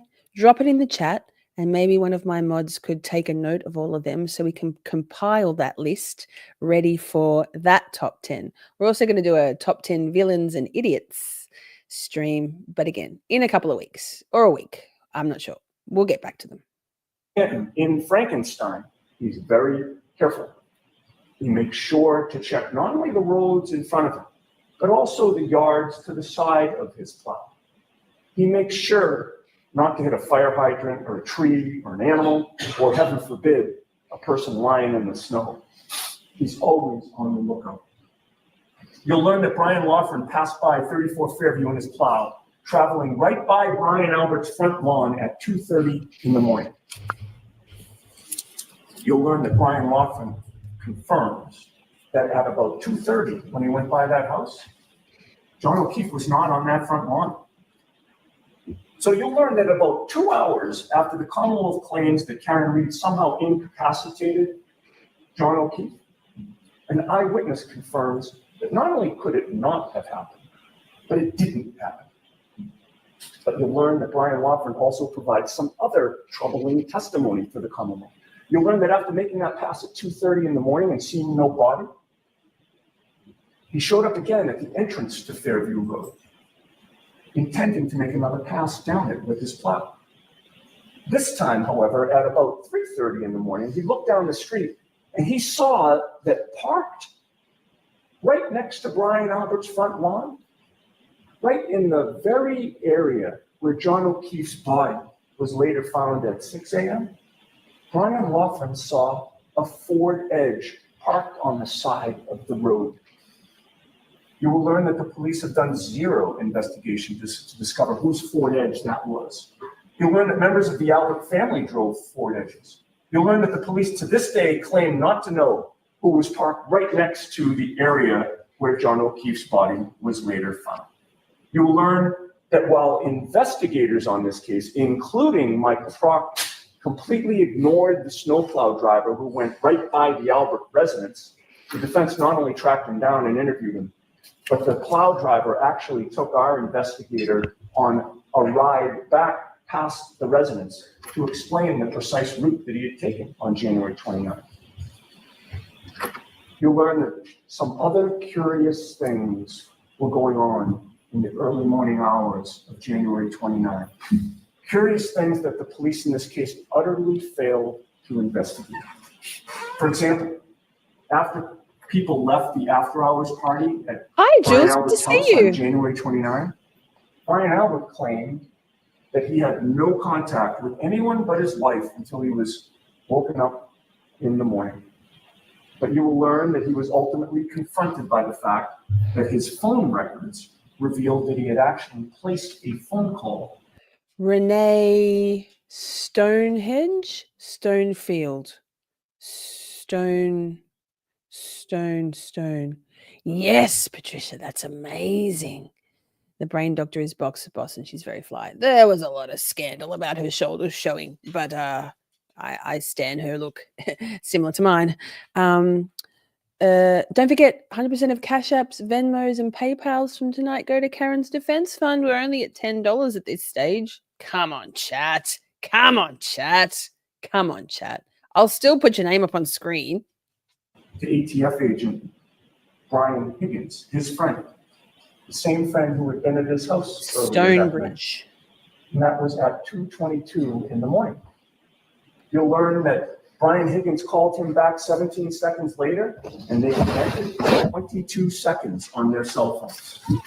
You'll be asked to consider just how long 22 seconds is and what could be said and discussed during that long of a phone call.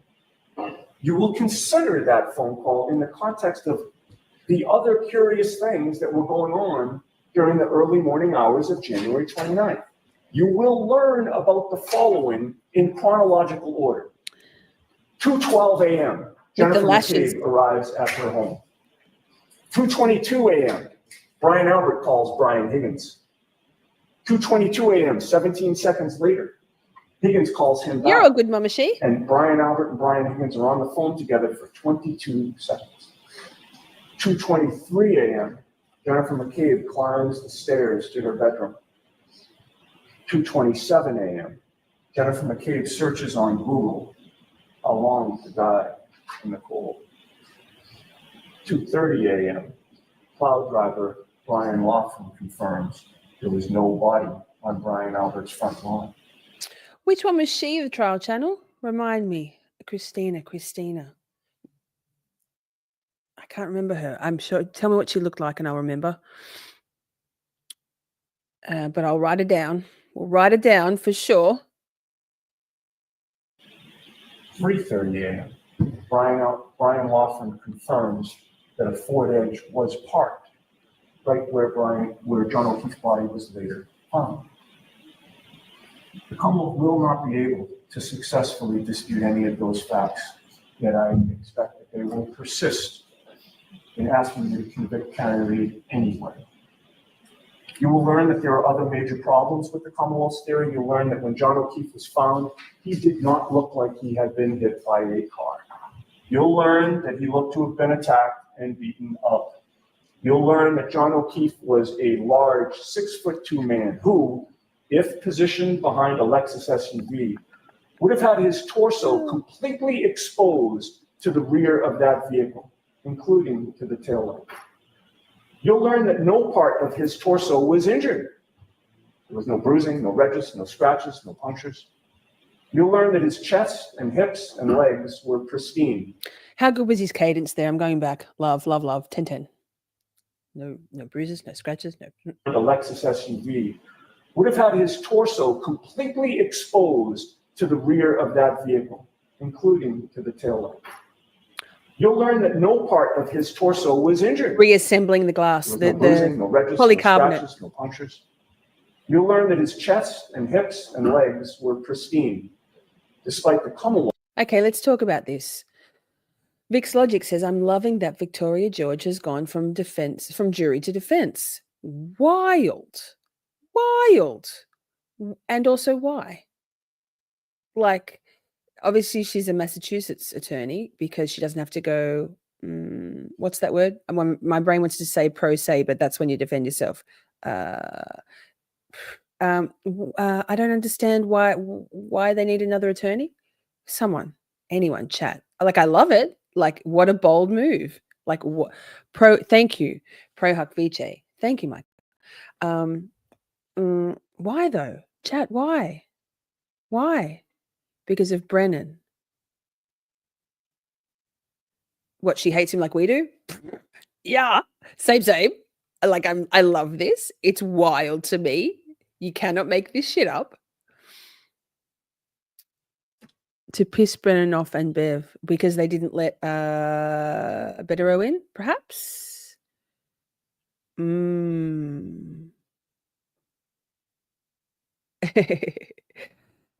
Kelly, hi Kelly, says she will be able to give them a juror's perspective. For what this trial needs. Yes, Kelly. Yes. Boom. She was disgusted with the justice system. She was disgusted because I don't go on. I had migraine for all of the time since that news was broken, pretty much. Because she can help with jury selection. Yes. She wants to help. She's pissed off. Amber. What a read. She felt that the case should have been dismissed altogether. Well, same girl, same. Exactly. I don't get what her role is going to be, but if it's, excuse me, if it's jury selection and making sure the defense, like I love it. What a power play. If it's jury selection and making sure that the defense steer away from what didn't hit, bad choice of words. What didn't land, better choice of words. For the jury last time, see? Well, the Commonwealth has a team of 60 in the DA's office, so why not more attorneys for Karen too? Lol. Also, I guess it further dilutes the weight on the defense team, while Brennan clearly is carrying the whole load because Lally ain't doing shit, is he? And what is her name? What's her name? McLaughlin. What's her first name? Sarah. Is that right? On the Commonwealth. Thanks, Mummy G. Is there such a thing as too many attorneys when you're fighting pure corruption? In my honest opinion, no. Yes, good point. I believe there was an interview with her. Jury consultant. Yes. Chat. Look at you go. Okay, Mr. Yannetti, we are on the home stretch with David Yannetti's beautifully presented, very thorough. I don't know about you, chat. I think that for the case they presented in the first trial, this was a chef's kiss opening statements. They delivered on all their promises and more. Am I right, chat? We'll review Jackson's closing next week. It was brilliant, but I think there was a few opportunities missed there. We'll discuss next week. Commonwealth's contention that he was hit by a 6,000-pound vehicle. The evidence will show that what was not pristine was his right arm. You will take one look at that arm, and you will conclude that a car did not cause those injuries. Thank you, Mike. The injuries to John O'Keefe's arm appear to be consistent with scratch marks and claw. Kirby asks, I have a problem. If Lucky was up in the plow truck, wouldn't he have been able to see over the forward edge? If the expanse of the lawn was greater, if where Officer John O'Keefe's body lay was further from the road and the forward edge was on the road, then maybe yes. However, we've seen that it's a tiny little yard.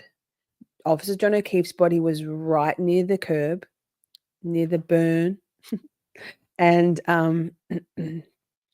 Lucky was driving along that very small street. So I believe, as it was intended, the forward edge obscured the view of John's body, if it was there yet at that time. Yes, that's my understanding of the utility of the forward edge and the reason behind Lucky not seeing it, him, it, the body, he, Officer John O'Keefe. Claw marks, marks that make it look as though an animal had attacked his arm. But you won't have to rely just on your common sense when you look at those photos. You'll hear from an expert forensic pathologist who is world-renowned. Really, Mama G? I love that. Conducted thousands of autopsies. And he will testify that those marks are consistent with scratch and claw marks and bite marks from an animal, including a German Shepherd. You'll learn that on January 29th of 2022, Brian Albert's family dog, Chloe, was a German Shepherd. You'll learn that Brian Albert has admitted that this dog is not good around strangers. You'll learn. All right, chat. Next question. Did they find the real Chloe, they being the Commonwealth? One's in the chat if they found Chloe. Two's in the chat if they did not. Yikes. Come on now. Come on, Sir Brennan, Mr. Brennan, Snaky Brennan. Please, please. Learn that on January 29th of 2022, John O'Keefe would have been a stranger to that dog. And you'll learn that Chloe had been the beloved family dog for the Alberts for 7 years. The Albert family loved Chloe. But strangely, as we discuss this dog today, the Albert family doesn't have its beloved Chloe anymore. You'll learn that Brian Albert was called to testify before the grand jury regarding this matter in April of 2022. And that he did testify about his German Shepherd, Chloe, during that grand jury testimony. And you'll learn that not long after that testimony, Brian Albert and his family rehomed their beloved family dog. They gave away their family dog, and Chloe, the German Shepherd, is therefore now gone. Over the rainbow. Now, Thoughts and prayers to Chloe. the Commonwealth will try to take your attention away from all of these troubling facts and try to persuade you not to. Oh, Steph, remember how much we used to, like the grieving Steph had for Chloe. She just refused to believe, I think facetiously, that Chloe was over the rainbow. Oh, I mean, as if anything the Commonwealth does is on the up and up, right? Brennan is such a liar. They absolutely sent Chloe over the rainbow bridge. It's just all bullshit. Like, this whole thing is crazy. It's crazy making. The crazy making of it all. We're going to lose our ever-loving minds. Poor Karen. I'd love to be a fly on the wall. I hope they're going to get a documentary filmmaker folk backstage, back behind the scenes for this trial. Because how good would it be to hear the actual fuck at the end of every day with the bullshit they have to contain themselves with, they being the defense team and Karen, with all of the shit that Brennan's going to pull. Wow. To consider their shocking lack of investigation of anyone else, not to consider John O'Keefe's injuries, not to consider the fact that multiple people I think Chloe was not, I think she was a failed police dog. Sorry, Chloe, RIP. I don't think she ever made it to canine division. And generally, it's not the female dogs that make it anyway. I may be wrong. She might not have ever been to school at all, but I think, no, she wasn't ex-canine. people left the residence and saw no body. Not to consider the fact that the snowplow driver was specifically looking at 2:30 a.m. and there was nobody there. Not to consider the fact that two people in the house were communicating at 2:22 a.m. but denied speaking to each other for 22 seconds. And not to consider the fact that one of their witnesses, who was also present at the home, was unusually curious at 2:27 a.m. about how long it would take for someone to die in the cold. The Commonwealth will instead try to persuade you that Karen Reed supposedly had a motive to kill John O'Keefe because they were not getting along. You'll hear about their trip to Aruba over New Year's Eve. So I haven't watched the latest docuseries. However, it has been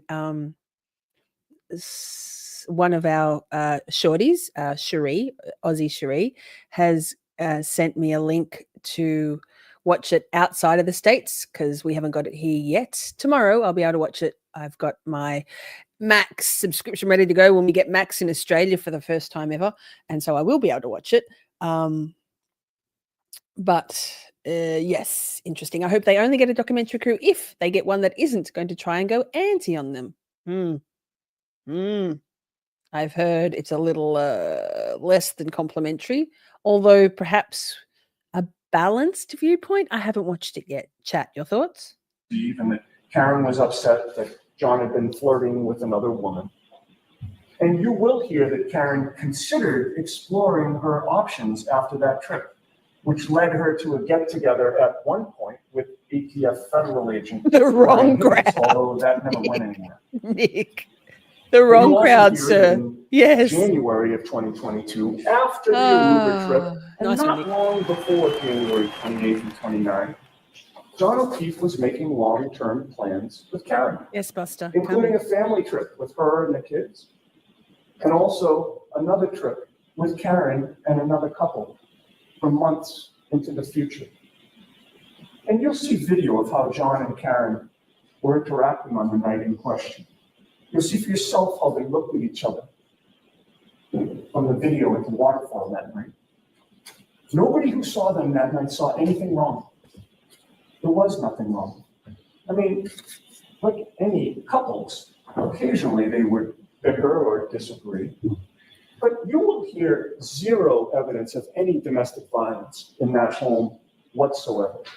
John never raised a hand in anger toward Karen, and Karen never raised a hand in anger toward John.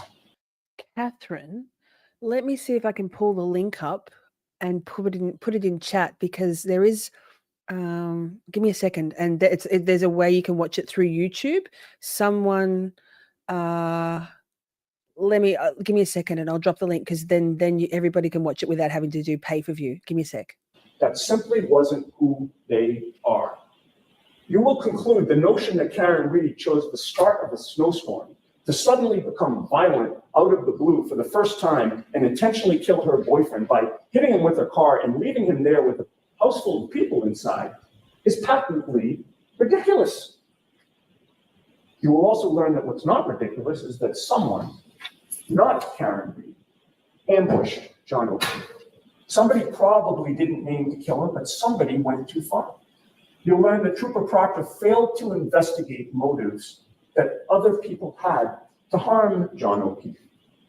You'll learn that Proctor failed to investigate anything or anyone who was in the Albert residence that night. You'll learn that he failed to investigate the antagonistic relationship between members of the Albert family and John O'Keefe. You'll learn that apparently nobody investigates the Albert family of Canton. Remember, on day one. So chat, I'm going to drop in a link to the right now to the Body in the Snow, the 5-part series that's only on pay-per-view, but this is through YouTube. Someone has, let me see who's done it. a show called, sorry, a channel called TEEZY has has streamed all 5 parts through YouTube. I'm not going to to risk restreaming it here, although perhaps we'll do a show with some little segments on it if I want to risk that whole copyright thing. But it's on YouTube. So anyway, that's in the chat now. It's the link I just dropped. So if you would like to watch it, there you go. There you go. Copy the link, put it in your browser, and then you can see all 5 parts without having to pay for them. Thank you, TZ. Trooper Proctor was asked whether the homeowner, Brian Albert, would catch a lot of grief. And Trooper Proctor himself said, nope. I'll drop it again Homeowner's in a second. Boston cop too. So folks, the trial is now about to start, and the witnesses are about to start testifying.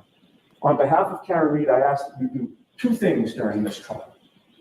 First, I ask that you pay attention to all of the evidence. All of it. The way trials work, the prosecution gets to present its case first. They conduct their direct examinations first. So we respectfully ask that you wait for us. We will get to cross-examine their witnesses, and you will find that cross-examination is the key that unlocks the truth. Wait for us. Wait for us. We're glad that you did. Second, I ask that you keep your eye on the ball. You have one job and one job only to do during this trial, and that job, quite frankly, is not to solve this case. Your only job during this trial is to determine. I can still watch it in my Fight Club browser. I opened it. Maybe it's only in Australia. Maybe anyone not in Australia, see if you can click that link that I put in the chat, because I've got it right here. Like I've got it right here. It started playing in my ear. Look, wait. Hillary Rodham Clinton, and I've got them all. So now I'm on to dresses. All set? Everyone's phones off? Walking out. And that's enough from me, So, Copyright did you- Strikeville. Not daring it. It's there. It's there. In this country. Thank you, everybody. So wait for us. So, plays in the UK. Yes, so to be in the States. No bueno. Don't play it, Lisa. I just played a little bit. No, we can play it. We can play it a little tiny bit. I'll find some little segments. I know that we can do that. We can do that. We'll watch it another time. Not today. Let me get some clips. I like to fly close to the sun, chat. Hey, let's keep watching the last bit of David Yannetti. Boom. Whether the Commonwealth, the prosecution, has proven to you each and every element of the crimes they have charged, beyond a reasonable doubt, to a moral certainty. The prosecution will fail to prove this case to a moral certainty. They will fail to prove this case beyond a reasonable doubt. You will reasonably doubt their case because their theory of the case does not make sense. You will reasonably doubt their case because Karen Reed was framed, and the evidence shows that, despite the fact that the police never ever investigated that angle of this case at all. Because the prosecution will not prove their case beyond a reasonable doubt to a moral certainty, we will stand before you again at the end of this trial and ask that you find Karen Reed not guilty. All right. Thank you very much. Mr. Oh, Robot Bev. Yes.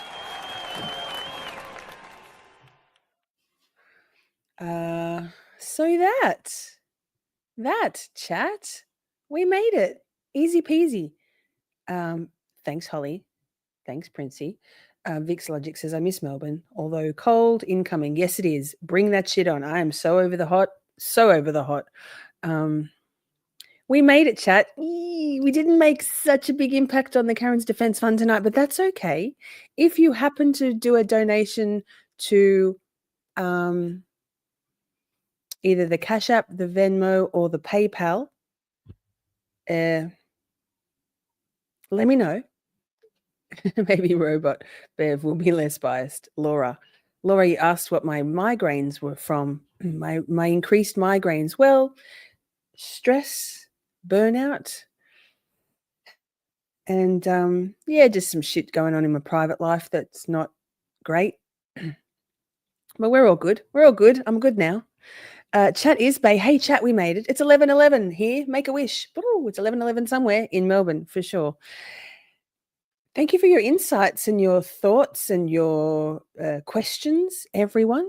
Thank you so much to Ava's mom and to Steph for your super chat, super stickers, and Amber, my bad.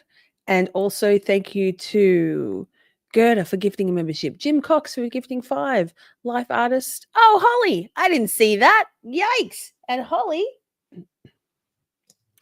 on the list for next week. We did the draw, Life Artist 1. Holly. You're in the draw. I got a whole bunch more of these little Post-its. Best idea ever. Can't believe I used to do it on paper first and then transpose them all. We have another live stream coming up next. Oh, this just happened. Thanks, Holly. Wait, I know what you want to hear. Shit.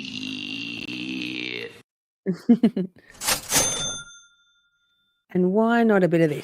Well. So, chat, how about we wrap it up for tonight? For this live stream, there's already a portal set up for the next one. I'll probably bring it forward a little so we can go straight into the next one. I probably definitely 1 quadrillion% will. 1212. Vix, yes. The next stream we're doing is what is an autistic meltdown? What do they look like? What are they not? How can we try to navigate around them? How can we, as loved ones of an autistic person, best support and nourish an autistic person during and after a meltdown? Shit. Nicholas, Tickles. He wants the jocks. There's no jocks. We'll have to get jocks. Thanks, Nico. You're in the draw for next week. You're the best. Do you want a soundbite? I know we probably should play a Nico soundbite. We haven't played any at all tonight. Rude. How dare I? It's not a deal breaker, but I'd like to know. Thank you. Laura says, I'm headed to Hobart, the big smoke of Tasmania. Trackies. Thank you, Nicholas Tickles. Nick. Push the cash app again up, please. Cash app, chat, mods, please. I vote for boxes. Boxes. I don't like to think what under apparel Nick wears.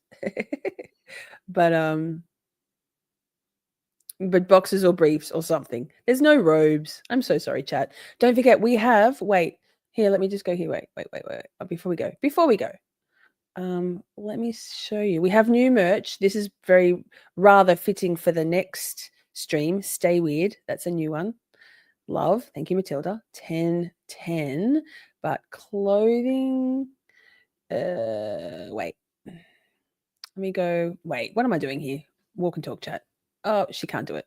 T-shirts and tanks. We have.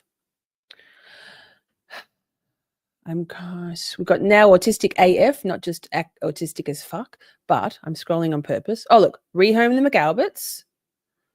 Cool. Comes in also black and stuff. All proceeds from the anything free Karen Reid goes to Karen's Defense Fund. Nice. And go back. You're muted. You're muted tumbler coming soon to myself. And Grave Concerns also comes in a V-neck.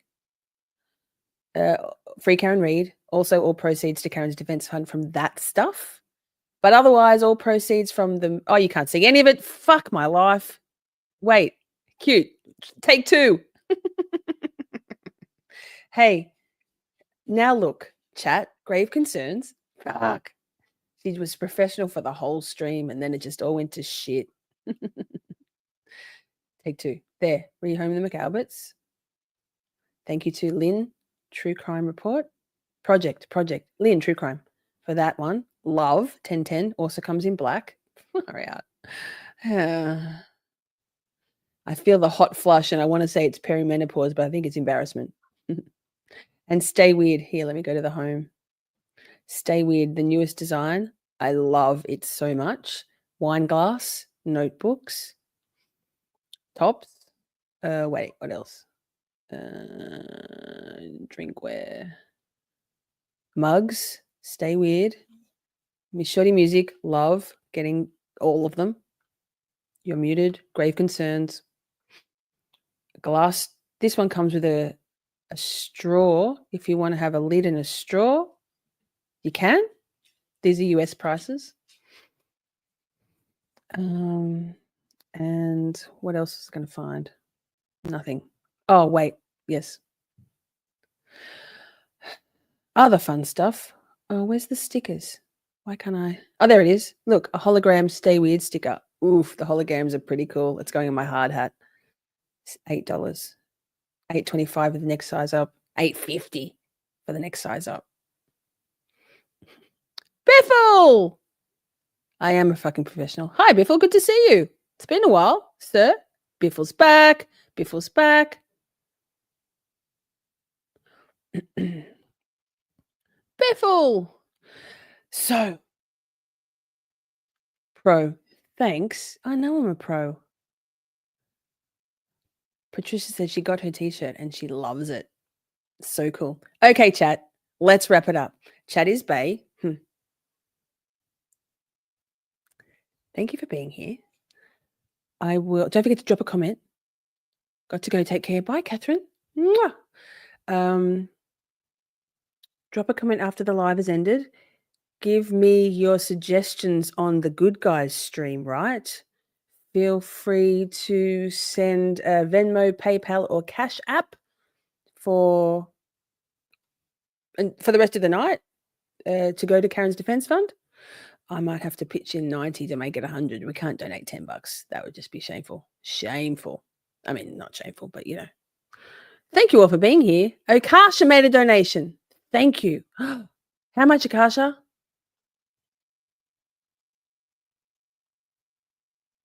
But the like, or hit the like. Same. Akasha, tell me how much you made. How much? Well, I'll add it. You can tell me in the next one. Hey, we've got a portal set up. I love you all very much. I love my new merch. Pretty fucking cool. Hit the like button before you go. I'll see you in the next one. Big Yanetti energy. Free Karen Reed. Mwah. I love you all so very much. We had a blast just chatting and stuff. Things may have gone a bit off the rails. Professional when all else fails. 'Cause chat is babe, so much to say. Emotes and all the caps out. May have been cheese, bit faster please. The time has come, Camp Shorty out. We're skating through all the tough things, learning about this and that, defense motions, prosecution, and narcissistic twats. 'Cause chat is babe, so much to say. Emotes and all the all caps out. May have been cheese, bit faster please. The time has come, Camp Shorty out. Community, just you and me. Occasionally, Buster and Poppy. It's the whole thing, Miss Shorty swing. Together we make each other happy. 'Cause chat is babe, so much to say. Emotes and all the caps out. May have been cheese, bit faster please.